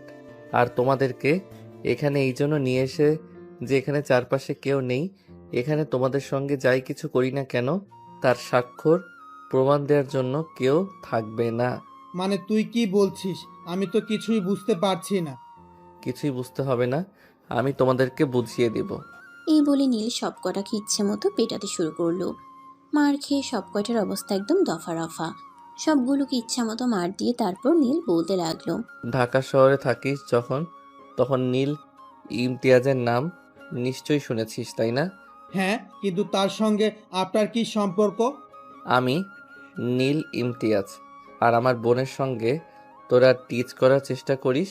বস, আমাদের ভুল হয়ে গেছে, প্লিজ আপনি আমাদেরকে ক্ষমা করে দেন। আমরা আর কখনো এরকম করব না। আপনার বোনকে আমরা নিজের বোনের মতো দেখব। এখন থেকে আপনার বোনকে সবসময় আমরা পাহারা দিয়ে রাখব। প্লিজ আপনি আমাদের ক্ষমা করে দিন। আমরা আপনাকে চিনতে পারিনি। তাহলে এই কথাটা সবসময় মাথায় রাখবি। আমি নীল ইমতিয়াজ, আর আমার বোনের সঙ্গে তারা ইফটিজিং করার চেষ্টা করিস। আজকের পর যদি কখনো শুনেছি আমার বোন বাসা থেকে বের হওয়ার পর আর বাসায় পৌঁছানো পর্যন্ত কোনো জায়গায় কোনোভাবে ঝামেলায় পড়েছে, তাহলে এর পরিণাম কিন্তু তোদেরকে ভোগ করতে হবে, এটা মনে রাখিস। ভাই, আপনি কোনো চিন্তা করবেন না। আপনার বোন মানে আমাদের সবার বোন। আমরা সবাই তাকে সেফটি দেওয়ার চেষ্টা করি। আমরা নিজ দায়িত্ব থেকে কলেজ থেকে বাসা পর্যন্ত পৌঁছে দেবো। আর এর মধ্যে যদি কেউ তাকে ডিস্টার্ব করে তাহলে তাকে বুঝিয়ে দেবো যে প্রিয়া নীলা ইমতিয়াজের বোন। ঠিক আছে, তাহলে এটা সব সময় মাথায় রাখবি। এই বলে নীল সেখান থেকে ওই ছেলেগুলোকে ডাক্তারের কাছে নিয়ে গেল। তারপর তাদেরকে ট্রিটমেন্ট করিয়ে বাড়িতে পাঠিয়ে দিয়েছে। ও বাড়িতে চলে আসলো। অপরদিকে পরের দিন সকালবেলা যখন প্রিয়া কলেজে গেল, তখন সবগুলো ছেড়ে দৌড়ে এসে প্রিয়ার পায়ে পড়ে যায় আর প্রিয়ার পায়ে জড়িয়ে ধরে বলতে থাকে, প্রিয়া বোন আমার, আমাদেরকে ক্ষমা করে দাও। আমরা তোমার সঙ্গে এতদিন যা কিছু করেছি না জেনে করেছি, তুমি আমাদেরকে নিজের ভাই মনে করে ক্ষমা করে দাও। এখন থেকে তোমার প্রোটেক্টরের ব্যবস্থা আমরা করব। আরে তোমরা কি করছো? তোমরা আমার পায়ে জড়িয়ে ধরেছো কেন? প্লিজ আমার পা ছাড়ো আর দূরে গিয়ে কথা বলো। না বোন, তুমি আমাদেরকে যতক্ষণ এটা বলবে যে তুমি আমাদেরকে ক্ষমা করেছো, ততক্ষণ পর্যন্ত আমরা তোমার পা ছাড়ব না। তুমি আগে আমাদেরকে এটা বলো যে তুমি আমাদেরকে ক্ষমা করে দিবে, তাহলে আমরা তোমার পা ছেড়ে সরে দাঁড়াও। আর তা না হলে এখানেই তোমার পা জড়িয়ে ধরে দাঁড়িয়ে থাকবো। প্লিজ বোন, আমরা আমাদেরকে ক্ষমা করে দাও। আমরা বুঝতে পারিনি। আচ্ছা ঠিক আছে, যাও, আমি তোমাদেরকে ক্ষমা করে দিলাম। তবে একটা কথা আমি তোমাদেরকে বলে দিচ্ছি, আমার ভাইয়ার জন্য তোমরা আমাকে নিজের বোন মনে করছো, কিন্তু অন্য মেয়েদের সঙ্গে ঠিকই ইফটিজিং করবে। এটা কিন্তু আমি জানি। তোমরা যেমন আমাকে নিজের বোনের পরিচয় দিয়েছো, তেমন আমার মতো অন্য একটা মেয়েকেও কিন্তু নিজের বোনের মতোই দেখতে হবে। কখনো কোনো মেয়ের সঙ্গে ইফটিজিং করতে পারবে না। ঠিক আছে বোন, তাই হবে। তুমি যা বলবে আমরা তাই করব, কিন্তু তারপরও তুমি আমাদেরকে ক্ষমা করে দাও। আচ্ছা ঠিক আছে, যাও, আমি তোমাদেরকে ক্ষমা করে দিলাম। এবার আবার পথ থেকে সরে দাঁড়াও, আমার ক্লাসে টাইম হয়ে গেছে, ক্লাসে যেতে হবে। এই বলে ওই ছেলেগুলোকে পাশ কাটিয়ে প্রিয়া নিজের ক্লাসরুমে চলে গেল। এদিকে 2 দিন কেটে গেলেও নেহাকে নীল ফোন করে না। তখনই হঠাৎ নেহার কেমন যেন একটা ফিল হলো। নেহা মনে মনে ভাবতে লাগলো, ওই ছেলেটা কেন আজ 2 দিন ধরে আমাকে ফোন করছে না? তবে কি ছেলেটার কোনো সমস্যা হয়েছে নাকি? আমি নিজেই একবার ফোন করে দেখি না কি হয়েছে। এই কথাটা মনে মনে ভেবে নেহা তখনই নীলের নাম্বারে ফোন দেয়। 2-3 বার রিং হওয়ার পরই ফোনটা রিসিভ করে, কিন্তু ওই দিন ফোনটা রিসিভ করে প্রিয়া। আসলে নীল নিজের মোবাইলটা রেখে বাড়ির বাইরে গিয়ে একটু কাজ করছিল, আর এদিকে ফোনটা বাজতেছে দেখে প্রিয়া এসে ফোনটা রিসিভ করে। হ্যালো, আসসালামু আলাইকুম, কে বলছেন? আমি নেহা বলছি। এই ফোনটা যার, সে কোথায়? ভাইয়া তো বাড়ির বাইরে একটু কাজ করছে, কিন্তু আপনি কে? আপনাকে তো আমি চিনতে পারলাম না। ইনফ্যাক্ট এই নামে আমার ভাইয়ার পরিচিত কেউ আছে সেটাও তো আমার জানা নেই। তখনই নেহার মনে একটা দুষ্টু বুদ্ধি এঁটে গেল। তখনই সে প্রিয়াকে উদ্দেশ্য করে বলতে লাগলো, ওমা, তাই নাকি? তুমি আমাকে চিনতে পারোনি? আমি তোমার ভাইয়ার হবু বউ, মানে তোমার হবু ভাবি বলছি। ও, তার মানে আমার ধারণাই সঠিক। ভাইয়া লুকিয়ে লুকিয়ে তোমার সঙ্গে কথা বলে? হ্যাঁ, তুমি একদম ঠিক কথাই বলেছ। তোমার ভাইয়া লুকিয়ে লুকিয়ে আমার সঙ্গে কথা বলে। আচ্ছা, তুমি আমাকে একটা কথা বলো তো, তোমার ভাইয়া কি আসলেই মাস্তান? মানে আমি নীল ইমতিয়াজের কথা বলছি। হ্যাঁ, একদমই তাই। কিন্তু তুমি কি আমার ভাইয়ার ব্যাপারে কোনো কিছু জানো না নাকি? আই মিন, তুমি যে কোনো কিছু না জেনে ভাইয়ের সঙ্গে সম্পর্ক করেছো নাকি? না, আসলে সেই রকম কোনো ব্যাপার না। আমি তাহলে ফোনটা রাখছি। এই বলে ফোনটা কেটে দেয়। আর সে মনে মনে ভাবতে থাকে, তবে কি সে সত্যি সত্যি ইমতিয়াজের সাথে কথা বলছিল এতদিন ধরে? যদি এই ছেলেটা সত্যি সত্যি নীল ইমতিয়াজ হয়ে থাকে, তাহলে তো তার কপালটাই গেল। এই ছেলে তো 24 ঘন্টায় তার উপরে নজর রাখছে। তাহলে কি হতে চলেছে তার সঙ্গে? তো ভিউয়ার্স, চলুন কথা না বাড়িয়ে গল্পে ফিরে আসি। এদিকে নীল তার কাজ শেষ করে নিজের রুমে আসে, আর কখন এসে ফোনটা হাতে নেয়। ফোনটা হাতে নিয়েই দেখে নেহা তাকে ফোন করেছিল, আর কেউ একজন রিসিভ করে কথা বলেছে। তখনই তার মনে অজানা এক বল কাজ করতে থাকে। কে এই ফোনটা রিসিভ করেছে, আর কে নেহার সঙ্গে কথা বলেছে? এই কথার চিন্তা করতে করতে এসে তার বোন প্রিয়াকে নিজের রুমে ডেকে নিয়ে আর বলতে থাকে, আমার ফোনে কেউ একজন ফোন করেছিল। এই ফোনটা কে রিসিভ করেছে? তোমার ফোনে কে ফোন করেছে আর কে রিসিভ করেছে এটা আমি কি করে জানবো? তোমার ফোন সবসময় তোমার সঙ্গেই থাকে, তাহলে তুমি এই কথা আমাকে কেন জিজ্ঞেস করছো? আমি আমার ফোনটা রুমে রেখে একটু বাড়ির বাইরে কাজ করতে গিয়েছিলাম। তখনই আমার ফোনে কেউ একজন ফোন করে, আর এই ফোনটা কেউ রিসিভ করেছে। আমাকে সত্যি কথা বল, আমার মনে হয় এই ফোনটা তুই রিসিভ করেছিলি। আরে না ভাইয়া, একদমই নয়। আমি কেন তোর ফোন রিসিভ করতে যাব? আমি একদম তোর ফোন রিসিভ করিনি। তাহলে ফোনটা কে রিসিভ করেছে? আম্মু তো বাড়িতে নেই, আম্মু তো ছোট খালামণির বাড়িতে গেছে। তাহলে কি ভূতে এসে ফোনটা রিসিভ করেছে নাকি? ওটা আমি কি করে বলবো? আমি ওসব ব্যাপারে কোনো কিছুই জানি না। এই বলে প্রিয়া সেখান থেকে চলে গেল। আর এদিকে নীল বিছানার উপর বসে থেকে ভাবতে লাগলো কে কে নেহার ফোন রিসিভ করেছিল। এসব কথা ভাবতে ভাবতে নীল আবারও নেহার নাম্বারে ফোন দেয়। কয়েকবার ফোন হওয়ার পর নেহা ফোনটা রিসিভ করে আর বলতে থাকে, কি ব্যাপার, আপনি আমাকে ফোন করেছেন কেন? কেন? ভালোবাসার মানুষটাকে ফোন করতে কারণ লাগে নাকি? দেখুন, আমি আপনার ভালোবাসার মানুষ নই, আর আপনার ভালোবাসার মানুষ হওয়ার কোনো ইচ্ছেও আমার নেই। আপনার মতো মাস্তান কোনোদিন কোনো মেয়ের ভালোবাসার মানুষ হতে পারে না, আর আপনার মতো মাস্তানকে কোনো মেয়ে কোনো দিন নিজের ভালোবাসার মানুষ বানাতেও চাইবে না। আপনি প্লিজ আমার জীবন থেকে সরে যান। আমার জীবনটা অনেক সুন্দর, আমি আমার এই সুন্দর জীবনটাকে নরকে পরিণত করতে চাই না। এই বলে নেহা ফোনটা কেটে দেয়। তারপর চলে গেল বেশ কিছুদিন।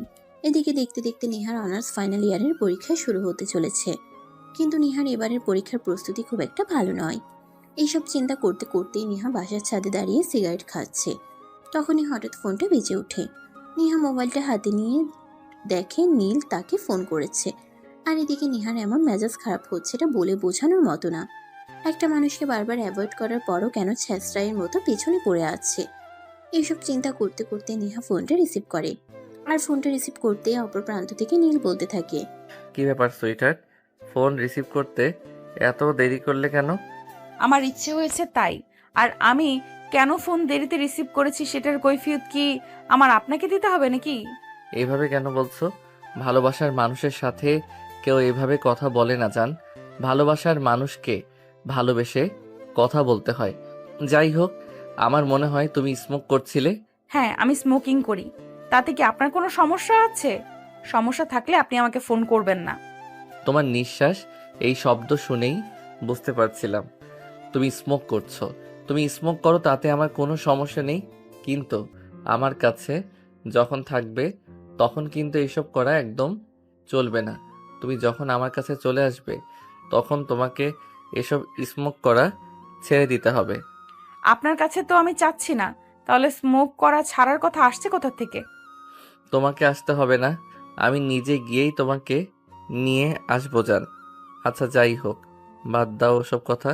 আমি শুনলাম আগামীকাল থেকে নাকি তোমার ভার্সিটির এক্সাম, তো এক্সাম প্রিপারেশন কেমন নিয়েছো? আমার এক্সামের প্রিপারেশন যেরকমই হোক না কেন, সেটা জেনে তো আপনার কোনো লাভ নেই। ও মা, তুমি আমার সঙ্গে এভাবে কেন কথা বলছো? তুমি আমার 10টা না 5টা না একটা মাত্র জানেমান। তোমার ব্যাপারে সব কিছু খোঁজ খবর তো আমাকে নিতেই হবে। দেখুন, এখন কিন্তু আমার খুব বেশি মেজাজ খারাপ হয়ে যাচ্ছে। দয়া করে এসব ফালতু কথা বলা থেকে দূরে থাকুন আর আমাকে একটু শান্তিতে আমার মতো বাঁচতে দিন। কিন্তু আমি তো তোমাকে আমার কাছে নিয়ে আসতে চাই। এই রাখেন তো আপনার ফালতু কথা। আপনার ফালতু কথা শুনতে আমার একদমই ইচ্ছে করছে না। আপনি দয়া করে আমাকে আর ফোন মেসেজ কিছুই দেবেন না। এতদিন যা করেছি তার জন্য আমি খুবই দুঃখিত। তার জন্য আমি আপনার কাছে ক্ষমা চাইছি। আপনি পারলে আমাকে ক্ষমা করে দেবেন, আর না পারলে আমাকে ফোন মেসেজ করা থেকে বিব্রত থাকবেন। এই বলে নীলকে আর কোনো কথা বলার সুযোগ না দিয়ে নেহা ফোনটা কেটে দেয়। এরপর চলে গেল আরও কয়েকদিন। ইতিমধ্যে নেহার পরীক্ষা শুরু হয়ে গেছে। নেহা ভার্সিটি থেকে বাসায় ফিরে আসছে। তখনই হঠাৎ একটা ছেলে তার কাছে আসলো আর বলতে লাগলো, আসসালামু আলাইকুম আপু, আপনার জন্য একটা পার্সেল আছে। ওয়ালাইকুম আসসালাম। আমার জন্য আবার কে পার্সেল পাঠাবে? আমাকে পার্সেল পাঠানোর মতো কেউ নেই। আপনি হয়তো ভুল ঠিকানায় এসেছেন। না আপু, একদমই নয়, আমি একদম ঠিক ঠিকানা এসেছি। আর এখানে আপনার একটা ছবিও দেওয়া আছে, যাতে আমি আপনাকে চিনতে ভুল না করি। তাই আমার ভুল হওয়ার কোনো চান্সই নেই। এই দেখুন, আপনার জন্যই পাঠানো হয়েছে। আরে ভাই, আমি এত দেখাদেখি করতে পারবো না। আমি আপনাকে বললাম না আমাকে পার্সেল পাঠানোর মতো কোনো মানুষ নেই, তাই আমি আপনার এই পার্সেল নিতে পারবো না। আপনি পার্সেলটা যেখান থেকে এনেছেন সেখানে ফেরত পাঠিয়ে দিবেন। না আপু, আমি সেরকমটা করতে পারবো না, কারণ যে এই পার্সেলটা পাঠিয়েছে সে যদি জানতে পারে আমি আপনাকে পার্সেলটা দেইনি, তাহলে আমার সঙ্গে খারাপ কিছু হয়ে যাবে। তাই আমি কোনো রিস্ক নিতে চাই না। এই ধরুন আপনার পার্সেল। এই বলে ছেলেটা পার্সেলটা নেহার হাতে ধরিয়ে দিয়ে সেখান থেকে দূরে চলে গেল। নেহা কিছুই বুঝতে পারছে না। তারপরও তার মনে মনে কেন যেন মনে হচ্ছে পার্সেলটা নীল পাঠিয়েছে। তাই সে পার্সেলটা নিয়ে বাড়িতে চলে গেল। নিজের রুমে গিয়ে পার্সেলটা খুলতেই দেখতে পেল ওতে একটা আইফোন 16 প্রো ম্যাক্স। মোবাইলটা আনবক্স করে অন করলো, আর সঙ্গে সঙ্গে একটা মেসেজ আসলো। আমি জানি তুমি আমার সঙ্গে রাগ করে তোমার ফোন ভেঙে ফেলেছো, তাই তোমার জন্য এই ছোট্ট উপহার। দয়া করে আমার সঙ্গে অভিমান করে থেকো না। আমি তো তোমায় অনেক বেশি ভালোবাসি। তোমাকে ছাড়া থাকতে আমার খুব কষ্ট হয়। মেসেজটা পড়া শেষ করতে না করতেই আরেকবার ফোন আসলো। নেহা ফোনটা রিসিভ করে। ফোন রিসিভ করে নেহা বলতে থাকে, কি ব্যাপার, আপনি আমার জন্য আইফোন কিনে পাঠিয়েছেন কেন? এইটার কত টাকা দাম সেটা আপনি জানেন? যে তোমাকে আইফোন কিনে পাঠিয়েছে সে আইফোনের দাম জানে না এমনটা তুমি কল্পনা করো নাকি? তাছাড়া একটা কথা তোমায় বলি, আমার ভালোবাসার মানুষটার জন্য এইটুকু খুবই সামান্য। যে মানুষটা আমাকে না দেখে, আমাকে না চিনে আমাকে ভালোবাসতে পারে, সেই মানুষটা যেন আমি এইটুকু করতে পারবো না। আরে, আমি তো আপনাকে বলেছি সম্পূর্ণ বিষয়টা, তারপরও কেন করছেন আপনি আমার সঙ্গে এরকম? আমি আপনার এই গিফট রাখতে পারবো না। আমার বাবা মা যদি জানতে পারে কেউ আমাকে এত দামি একটা ফোন গিফট করেছে, তাহলে আমার বাবা মা আমাকে মেরেই ফেলবে। জান পাখি, এত চিন্তা করার কোনো কারণ নেই। আমি কিছুদিনের মধ্যেই আমার আম্মুকে পাঠাবো তোমার আব্বু আম্মুর সঙ্গে কথা বলার জন্য। তাহলে তো সব ঝামেলা মিটে যাবে। আমি আপনার দুইটা পায়ে ধরি, আপনি দয়া করে এরকমটা করবেন না। আমার বাবা একটা মাস্তানের সঙ্গে আমাকে বিয়ে দিবে না, এটা একটু বোঝার চেষ্টা করুন। উফ জানেমান, এটা নিয়ে তোমার এত চিন্তা কেন? তোমার বাবা মাকে বুঝিয়ে সাজিয়ে যেভাবে তোমাকে আমার কাছে নিয়ে আসতে হয়, আমি সেভাবেই তোমাকে আমার কাছে নিয়ে আসব।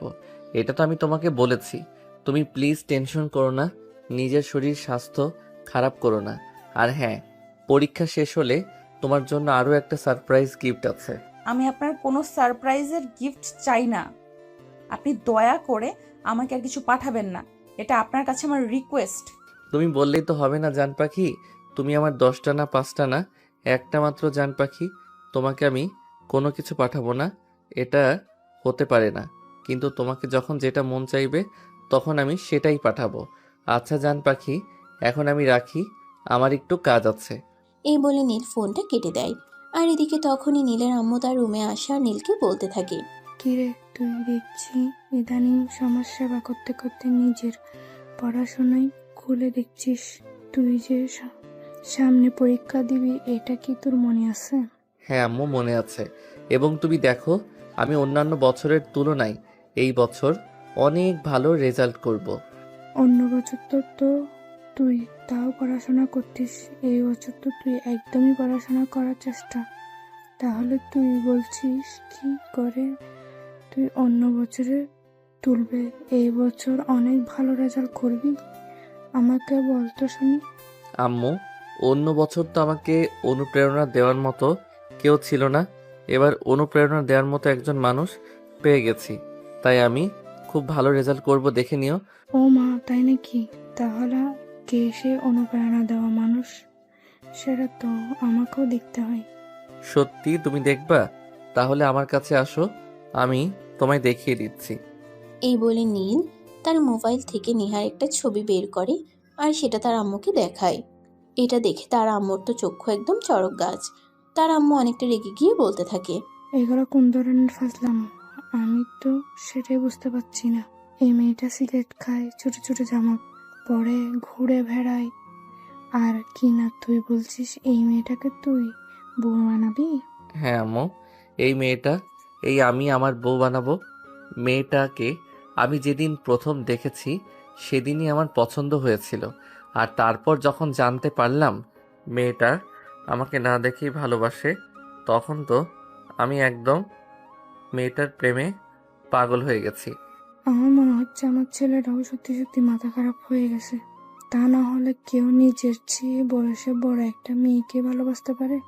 তুই জানিস, তুই সবেমাত্র অনার্স সেকেন্ড ইয়ারে পড়াশোনা করছিস, আর এই মেয়ে অনার্স ফাইনাল ইয়ারে। মেয়েটা তোর চেয়ে 2 বছরের বড়। আম্মু, মেয়েটা আমার চাইতে বয়সে বড়, তাতে কি হয়েছে?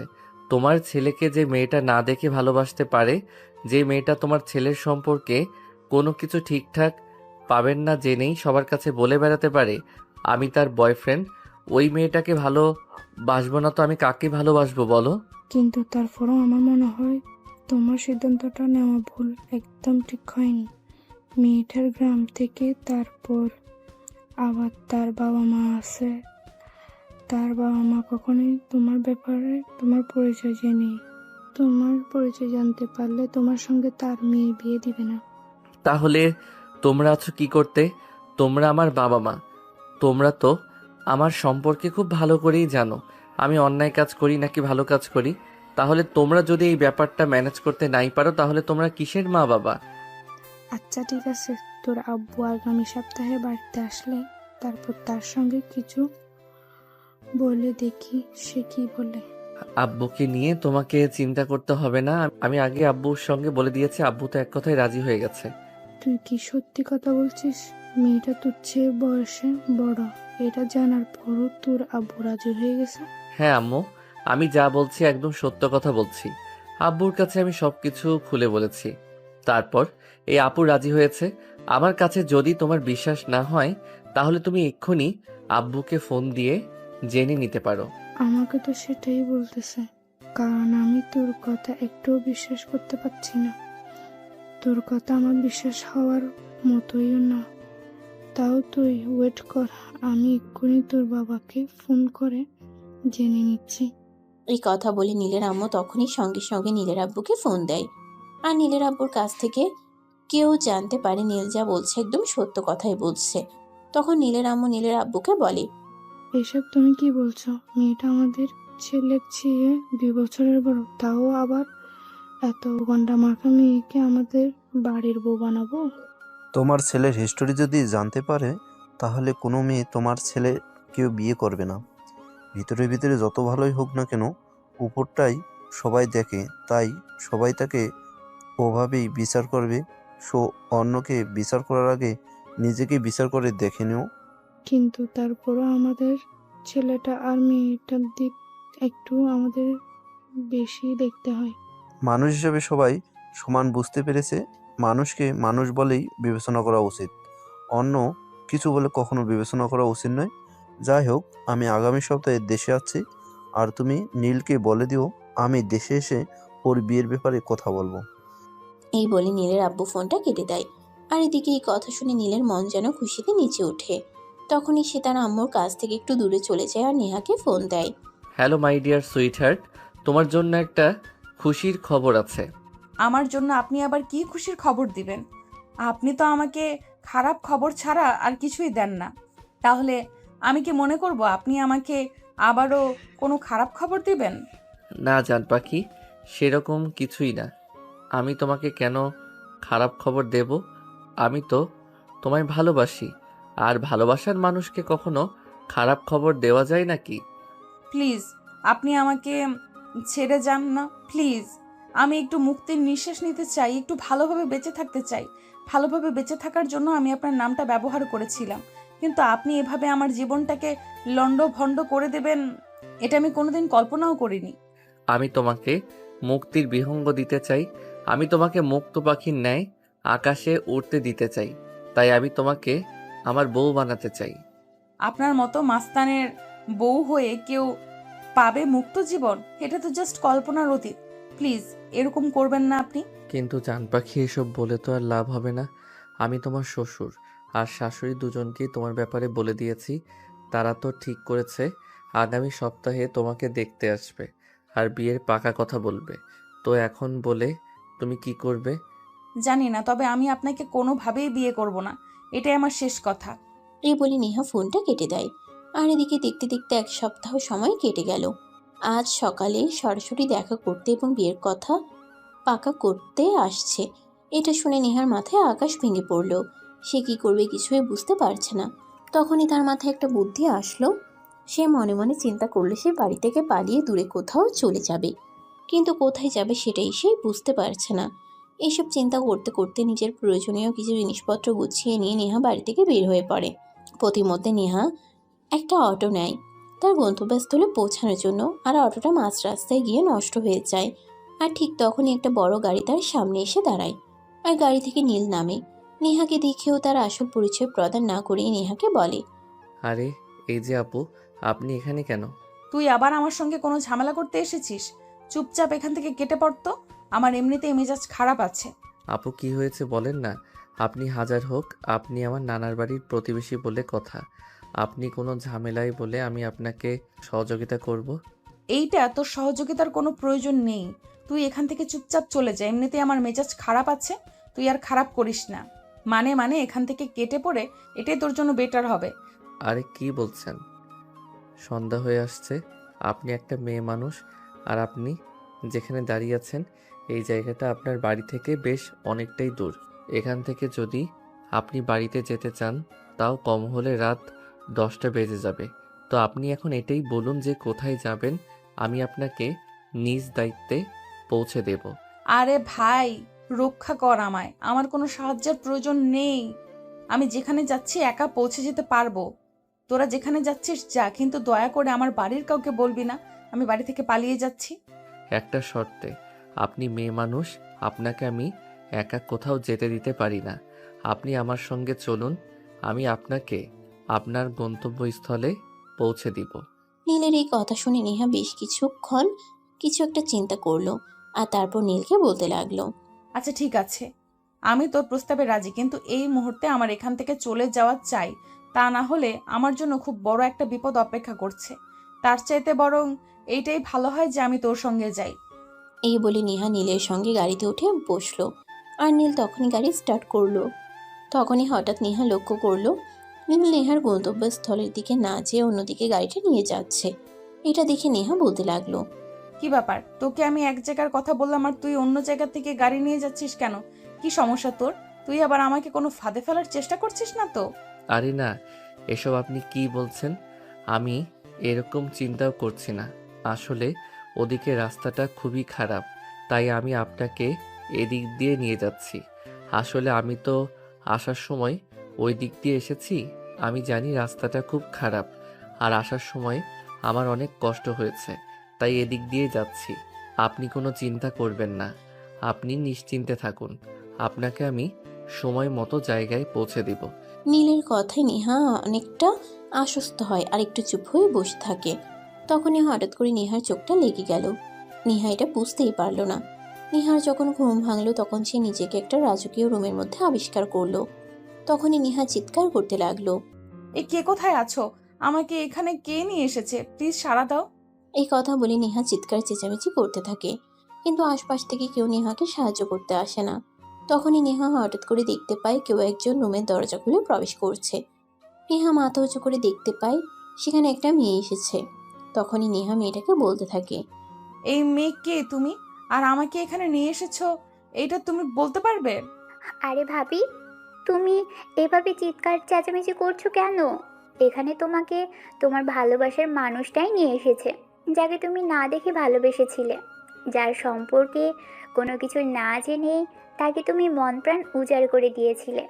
সেই মানুষই তোমাকে এখানে নিয়ে এসেছে। মানে ওই নীল ইমতিয়াজ ছেলেটার কথা বলছো তুমি? হ্যাঁ, তুমি একদম ঠিক বলতে পেরেছো। আমার ভাইয়াই তোমাকে এখানে তুলে এনেছে শুধুমাত্র তোমার ভালোবাসার সততা প্রমাণ নেওয়ার জন্য। আমার ভাইয়া সত্যিই তোমাকে ভালোবাসে, আর তুমিও তাকে না দেখেই ভালোবেসেছো। এটা জেনে তো আমার ভাইয়া এতটাই অনুপ্রাণিত হয়েছে যে তোমাকে এভাবে তুলে এনেছে বিয়ে করার জন্য। এইসব কথা শুনে নেহার মাথায় যেন আকাশ ভেঙে পড়ল। সে ভাবতেই পারছে না যার জন্য এত কিছু করলো অবশেষে কিনা তার কাছেই ধরা পড়তে হলো, যার জন্য বাড়ি ঘর সবকিছু ছেড়ে চলে এসেছে অবশেষে কিনা তার খাঁচাতে এসে ঢুকেছে। কিন্তু এটা কি করে হলো? তবে কি ওই ছেলেটা মানে নীল তার সাথে প্রতারণা করছে? তাকে ভুল কথা বলে এই ছেলেটার কাছে এনে তুলে দিয়েছে? কিন্তু সে কি করে এসব ব্যাপার জানতে পারবে? এই সবই চিন্তা করছিল নেহা। তখনই প্রিয়া নেহাকে উদ্দেশ্য করে বলতে লাগলো, ভাবি, ভাইয়া বলো, তুমি নাকি গতকাল থেকে কিছু খাচ্ছ না, তাই আমাকে বললো তুমি ঘুম থেকে উঠলে তোমাকে খাবার দিতে বললো। তুমি কি খাবে? আমি তোমার জন্য বানিয়ে নিয়ে আসছি। আমি কিছুই খাবো না, আমি এখান থেকে চলে যেতে চাই। প্লিজ আমাকে এখান থেকে চলে যাওয়ার ব্যবস্থা করে দাও। তুমিও তো একটা মেয়ে হয়ে আর একটা মেয়ের সর্বনাশ হবে এটা তুমি বসে বসে দেখছো? তুমি তো জানোই তোমার ভাইয়া কেমন মানুষ। প্লিজ তুমি আমাকে এখান থেকে পালিয়ে যেতে সহযোগিতা করো। আমার ভাইয়ের মতো মানুষকে নিজের জীবন সঙ্গী হিসেবে পেতে চলেছ, তাতে তুমি খুশি নও, বরঞ্চ আমাকে এটা বলছো তুমি এখান থেকে পালিয়ে যাবে আর আমি তোমাকে সাহায্য করব? হ্যাঁ, নয়তো কি করব? তোমার ভাইয়া তো একটা গুন্ডা মাস্তান। তোমার ভাইয়ের মতো ছেলেকে কখনো ভালোবেসে বিয়ে করা যায় নাকি? তোমার কথা শুনে তো আমার মনে হয়েছে তুমি আসলেই আমার ভাইয়ের সম্পর্কে কোনো কিছুই জানো না। তোমার ভাইয়া একটা গুন্ডা মাস্তান, শহরে তার রাজত্ব চলে, এর বেশি আর কি জানা চাই আমার? ও, এই ব্যাপার। তাহলে এতক্ষণে আমি বুঝতে পেরেছি তুমি শুধু আমার ভাইয়ার বাহিরের রূপটাই দেখে যাও, বৃত্তের রূপটা একটু দেখোনি, তাই এভাবে কথা বলছো। যাই হোক, তুমি এখানেই থাকো, ভাইয়া একটু বাইরে গেছে, হয়তো কিছুক্ষণের মধ্যেই চলে আসবে। এই বলে প্রিয়া সেখান থেকে বের হয়ে চলে গেল। আর এদিকে ঠিক তখনই নীলের আম্মু নেহা যে রুমে আটকা ছিল ওই রুমে আসে। নেহা ওনাকে দেখে চিৎকার দিয়ে উঠে আর বলতে থাকে, এই যে শুনেন, আপনি আমাদের পাশের বাড়ির ওই বুড়ো লোকটার মেয়ে না, যার শহরে বিয়ে হয়েছে? তুমি বড় লোক মেয়ে কাকে বলছো? আমি তোমার শাশুড়ি মা, আমাকে আম্মু বলে ডাকো। আর ওই বদমাসটার সঙ্গে তো দেখেছি আপনাদেরও মাথা খারাপ হয়ে গেছে। এইসব কি বলছেন?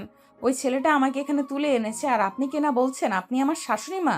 নীল ইমতিয়াজ যদি আমাকে এখানে তুলে এনে থাকে, তাহলে আপনি আমার শাশুড়ি মা হন কিভাবে? আমি তো এটাই বুঝতে পারছি না।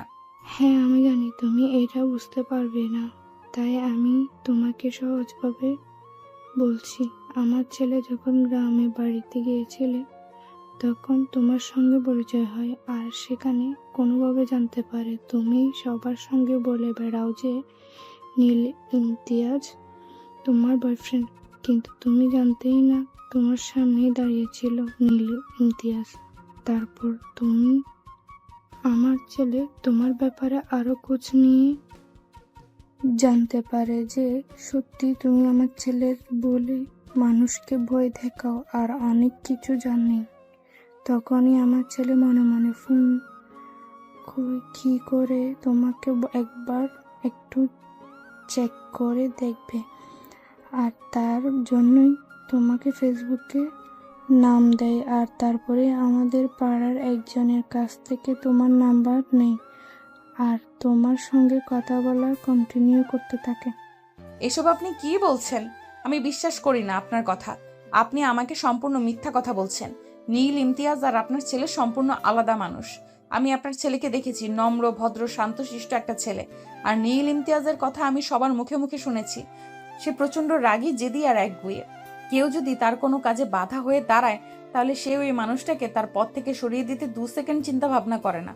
আর শহরের এমন কোনো ঝামেলা নেই যেটাতে সে ইনভলভ নেই।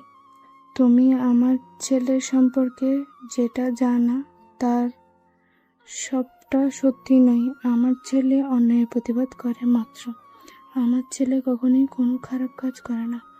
যেখানে অন্যায় সেখানেই আমার ছেলে পৌঁছে যায়, আর অন্যায়কে সে বিন্দু মাত্র প্রশ্রয় দেয় না, শুধুমাত্র অন্যায়ের প্রতিবাদ করে। তবে কি আমি এতদিন যা শুনেছি তা সম্পূর্ণই ভুল?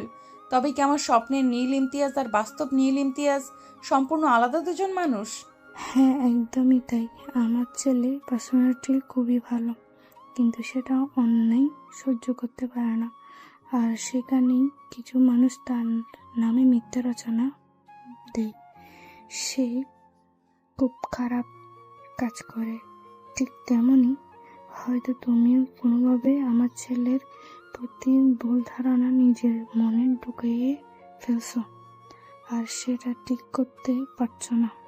তবে এইটা কথা বলি, আমার ছেলে যদি সত্যি তোমাকে ভালোবাসে, তুমি ওর ভালোবাসাকে অবহেলা করো না। তাহলে হয়তো সে তোমার স্বপ্নের সেই মানুষটার মতোই হয়ে যাবে। কারণ তুমি জানোই, ভালোবাসা হারিয়ে গেলে মানুষ পাগলের মতো হয়ে যায়। খুব ভালোবাসা হারিয়ে মানুষ বেঁচে থাকতে পারে না। ভালোবাসাবিহীন মানুষের জীবন শুকনো পাতার নেই, উড়ে থাকে। দুজনে কথা বলতে বলতে এই নীল নেহার আব্বু আম্মুকে নিয়ে সেখানে উপস্থিত হয়। নেহা তার আব্বু আম্মুকে দেখে দৌড়ে গিয়ে তাদের জড়িয়ে ধরে আর কান্না করতে থাকে। তখনই নেহার আম্মু নেহাকে বলে, কি হলো? তুই এইভাবে কান্না করছিস কেন? নিজের ভালোবাসার মানুষকে পেতে চলেছিস, এর চাইতে খুশির খবর কি আর কিছু হতে পারে নাকি? এই বলে নেহার আম্মু নেহাকে বোঝাতে শুরু করে, কিন্তু নেহার কান্না যেন কিছুতেই থামছে না। নেহা কান্না করেই চলেছে। তখনই নীল তাকে বলে, কি হলো ম্যাডাম, তুমি এখনো কেন কান্না করে চলে যাও?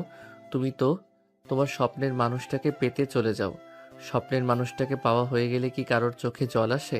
আমার চোখে জল এই কারণেই আসছে না যে আমি আমার ভালোবাসার মানুষটাকে পেতে চলেছি, যে আমার চোখের জল এই কারণে আসছে যে আমি আমার ভালোবাসার মানুষটাকে এতদিন ভুল পরিচয়ে জেনে এসেছি। এখন তো সঠিক পরিচয় জানতে পেরেছ, এখন আর কান্না করো না। তোমার চোখ দিয়ে পানি পড়লে আমার হৃদয়ে দহন হয়। এই বলে নীল নেহার চোখ থেকে পানি মুছে দিয়ে তাকে নিজের বুকে টেনে নিল। নেহা তো সবার সামনে এমন অবস্থায় পড়ে অনেকটাই লজ্জা পেয়ে গেল, আর নীলকে আস্তে আস্তে কানে কানে বলতে লাগলো, এই কি করছো সবার সামনে? তুমি এইভাবে আমাকে জড়িয়ে ধরছো কেন সবার সামনে? আমাকে জড়িয়ে ধরে তোমার কি একটু লজ্জা লাগছে না নাকি? যে মানুষটা আমাকে না দেখে ভালোবাসতে পারে সেই মানুষটাকে আমি জড়িয়ে ধরেছি, তাহলে আমার লজ্জা করবে কেন? তাছাড়া তুমি তো আমার বউ হতে চলেছ, আর বউকে যদি জড়িয়ে না ধরি তাহলে কাকে জড়িয়ে ধরবো? তাই বলে এইভাবে সবার সামনে জড়িয়ে ধরবে নাকি? তাছাড়া এখনো তো তোমার সঙ্গে আমার বিয়েটাই হলো না, আর এখনই যদি তুমি আমাকে এইভাবে জড়িয়ে ধরো তাহলে লোকে কি মনে করবে? লোকে কি মনে করলো না করলো তার দ্বারা আমি কোনো দিনও ধারি না। আর তার ধার যদি আমি থাকতাম, তাহলে হয়তো আজ মানুষ আমার নামটাকে যতটা চিনে, আমার নামটা কি অতটা চিনতো না? তখনই পাশ থেকে প্রিয়ার টিটকিরি মেরে বসে থাকে। হয়েছে হয়েছে, আমাদের সামনে আর এত আলগা প্রেম দেখাতে হবে না। বউকে বাসর ঘরে নিয়ে গিয়ে আদর করো, এখন ছেড়ে দাও। এখন সবাই তোমাদের বিয়ে দেখার জন্য অপেক্ষা করছে। সবাইকে আগে তোমাদের বিয়েটা তো দেখতে দাও। তুই না আর ফাজলামো করা ছাড়লি না।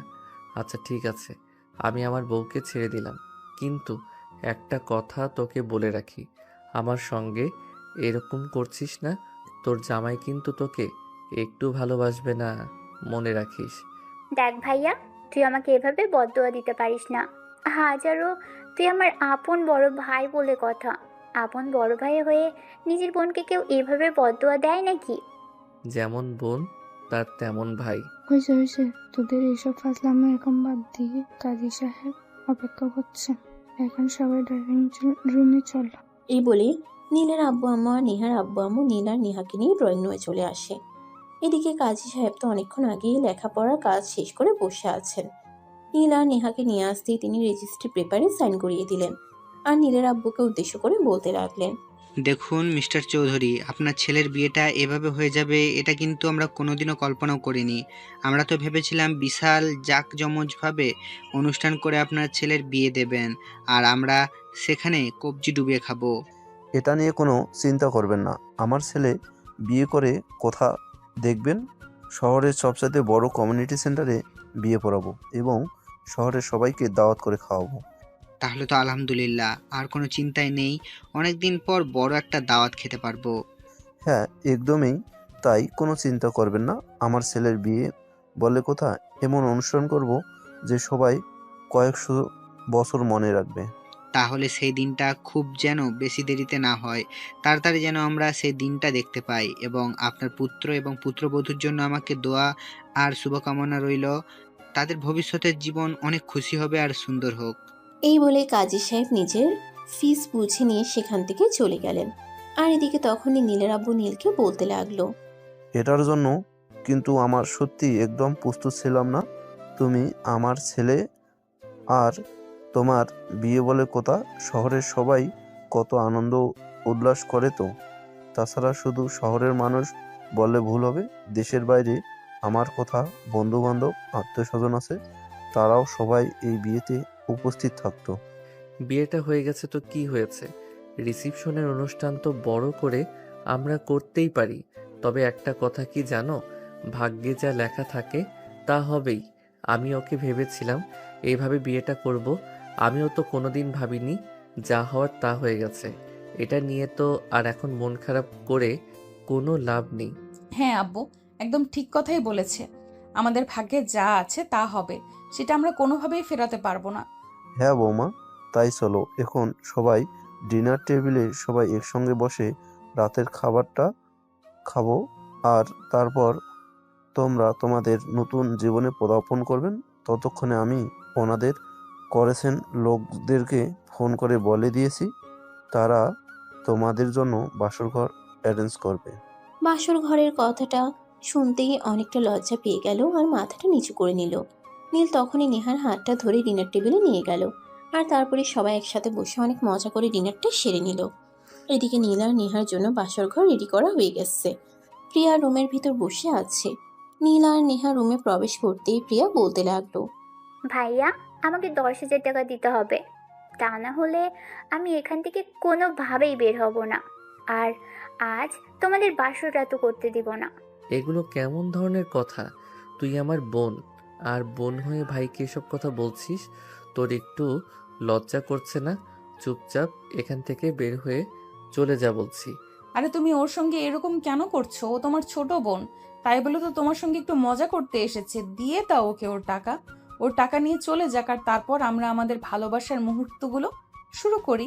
নেহার এই কথা শুনে নীল সঙ্গে সঙ্গেই পকেট থেকে 1000 টাকার কয়েকটা নোট বের করে প্রিয়ার হাতে তুলে দিল। আর প্রিয়া টাকাগুলো পেয়ে খুশি মনে সেখান থেকে চলে গেল। আর তখনই নীল দরজাটা আটকে দেয়। যেই না সে নেহার কাছে আসতে যাবে তখন নেহা তাকে বলতে থাকে, এই না, একদমই নয়, আমার কাছে আসবে না। আগে অজু করে আসো, দুজনে মিলে 2 রাকাত নফল নামাজ আদায় করব, আর তারপর যা করার করব। কিন্তু বউ, আমার তো আর তাড়া সইছে না। এত সাধনার পর তোমাকে পেলাম, এখন কি তোমাকে দূরে রাখতে মন চাই নাকি? আমার তো মন চাইছে এক্ষুনি তোমায় আদর করি। তোমার এই লাজুক চেহারা, তোর মিষ্টি হাসি, সবকিছুই আমাকে টানছে। খবরদার, একদম উল্টাপাল্টা কোনো কথা বলবে না। যেটা বলেছি সেটাই হবে। চলো অজু করে আসো। এই বলে নীল আর নেহা দুজনে উঁচু করতে চলে গেল। তারপর দুজনে মিলে 2 রাকাত নফল নামাজ আদায় করে নিল আর আল্লাহর দরবারে তাদের নতুন জীবনের জন্য অনেক অনেক দোয়া চাইল। নামাজ শেষ হওয়া মাত্রই নীল নেহাকে নিজের কোলে তুলে নেয়। এটা দেখে নেহা বলতে থাকে, এই কি করছো তুমি? তুমি আমাকে কোলে নিয়েছো কেন? আমি তো পড়ে যাব, আর পড়ে গেলে তো আমার কোমর একদম ভেঙে যাবে। আমাকে দেখে কি তোমার পুরুষ মনে হয় নাকি অন্য কিছু, যে তোমাকে কোলে নেওয়ার শক্তিটুকু আমার শরীরে নেই? ওমা, আমি কি তাই বললাম নাকি? আমি তো এইটুকুই বললাম যে আমি শুনেছি তুমি কোনোদিন প্রেম করনি, প্রেমিকাও তো হয়নি। এই প্রথমবার নিজের ভালোবাসার মানুষটিকে কোলে নিলে সামলাতে পারবে তো, তাই বললাম। ভালোবাসার মানুষের ওজন যদি 300 কেজিও হয়, তবুও বিপরীত প্রান্তের মানুষটার কাছে তার ওজন 1 বস্তা তুলোর সমান হয়। সো কোনো কথা নয়। এই বলে নীল নেহাকে নিয়ে বিছানায় চলে আসে আর তখনই রুমের লাইটটা অফ করে দেয়। এটা দেখে নেহা বলতে থাকে, এ কি করছো তুমি? রুমের লাইট অফ করছো কেন? আমি আমার বউটাকে আদর করব, এটা আমার রুমের আসবাবপত্রগুলো দেখে ফেলবে না। আমার বউ আমার ব্যক্তিগত জিনিস। আমার বউকে আমি আদর করব, এটা অন্য কেউ কেন দেখবে? ওমা, তাই বুঝি? হ্যাঁ গো, তাই। আমার ভালোবাসার মানুষটা শুধুমাত্রই আমার, তার সবকিছু দেখার অধিকার আমার রয়েছে, অন্য কারোর নেই। এই বলে নীল নেহাকে নিয়ে সুখের রাজত্ব করতে চলে যায়। এরপর চলে গেল দীর্ঘ 3 বছর। নেহা রান্নার কাজ করছে, তখনই বেডরুম থেকে নীল নেহাকে ডাক দেয়। এই নেহা, নেহা কোথায় তুমি? তাড়াতাড়ি একবার রুমে আসো। আমি এখন রুমে আসতে পারবো না। আমার রান্নাঘরে অনেক কাজ পড়ে আছে। তুমি তো জানোই শাশুড়ি আম্মু কয়েকদিনের জন্য দেশের বাইরে গেছে, তাই এখন বাসার সব কাজ আমাকে একা হাতেই সামাল দিতে হয়। তাই রুমে বসে বসে অযথাই পেঁচাল করবে না, একদম বলে দিলাম। আরে বাবা, আমি তোমার সঙ্গে প্যাচাল করতে কেন যাব? তুমি একবার রুমে আসো, তারপর তো আমাকে বলো আমি তোমাকে কেন ডাকছে। কিন্তু তুমি সেটা না করে ওখান থেকেই বলছো আসতে পারবে না। প্লিজ তাড়াতাড়ি একটু রুমে আসো। তুমি এত কথা কেন বলছো বলো তো? আমি তো তোমাকে একবার বললাম আমি রুমে আসতে পারবো না, আমি এখানে কাজ করছি। একটা মেয়ে তোমার কাছে দিয়ে এলাম, আর তুমি ওটাকে সামলাতে পারছো না? আরে ভাই, মেয়ে সামলানোটা বড় ব্যাপার নয়, তোমার মেয়ে কি করেছে সেটা তো আগে দেখবে। এই কথা শুনে নেহা রান্নাঘরের কাজ আরো একটু গুছিয়ে রেখে রুমে আসে আর রুমে এসে দেখতে পায় তার মেয়ে নিশিতা রুমের সবকিছু একদম এলোমেলো করে ফেলেছে। এটা দেখে নেহার মেজাজ অনেকটাই খারাপ হয়ে যায় আর সেই নীলকে উদ্দেশ্য করে বলতে থাকে, এসব কি করে হলো?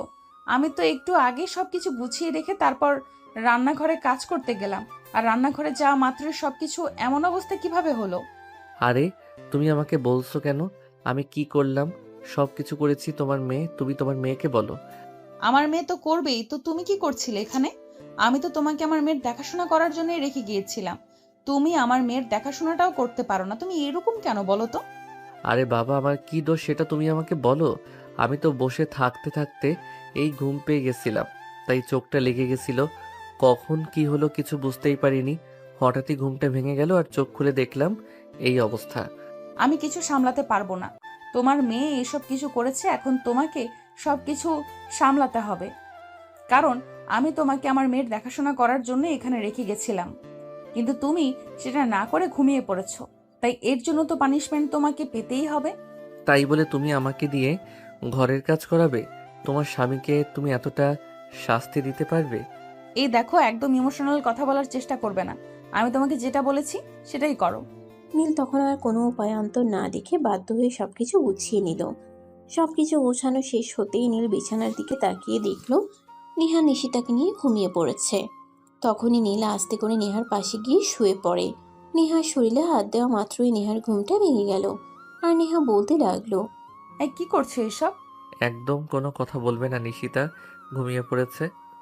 চলো না একটু আদর করি তোমায়। এই না, একদম নয়। আমার রান্নাঘরে অনেক কাজ পড়ে আছে, আমাকে রান্নাঘরের কাজ শেষ করতে দাও। কিন্তু কে শুনে কার কথা? নীল তার কোনো কথা না শুনে তার ঠোঁট দুটো নিজের দখলে নিয়ে নেয় আর ইচ্ছে মতো কিস করতে থাকে। আর এভাবেই কিছুক্ষণের মধ্যেই দুজন ভালোবাসার মহাসমুদ্রে ডুবে যায়। সুপ্রিয় ভিউয়ার্স, আমাদের আজকের গল্পটা এই পর্যন্তই ছিল। গল্পটা আপনাদের কাছে কেমন লেগেছে নিশ্চয়ই ছোট্ট একটা কমেন্টে জানাবেন। আপনাদের ছোট্ট একটা কমেন্ট আমাদের নতুন একটা ভালোবাসার গল্প লিখতে উৎসাহিত করে। সবাই ভালো থাকবেন, সুস্থ থাকবেন। আল্লাহ হাফেজ। আবার দেখা হবে নতুন কোনো গল্পে।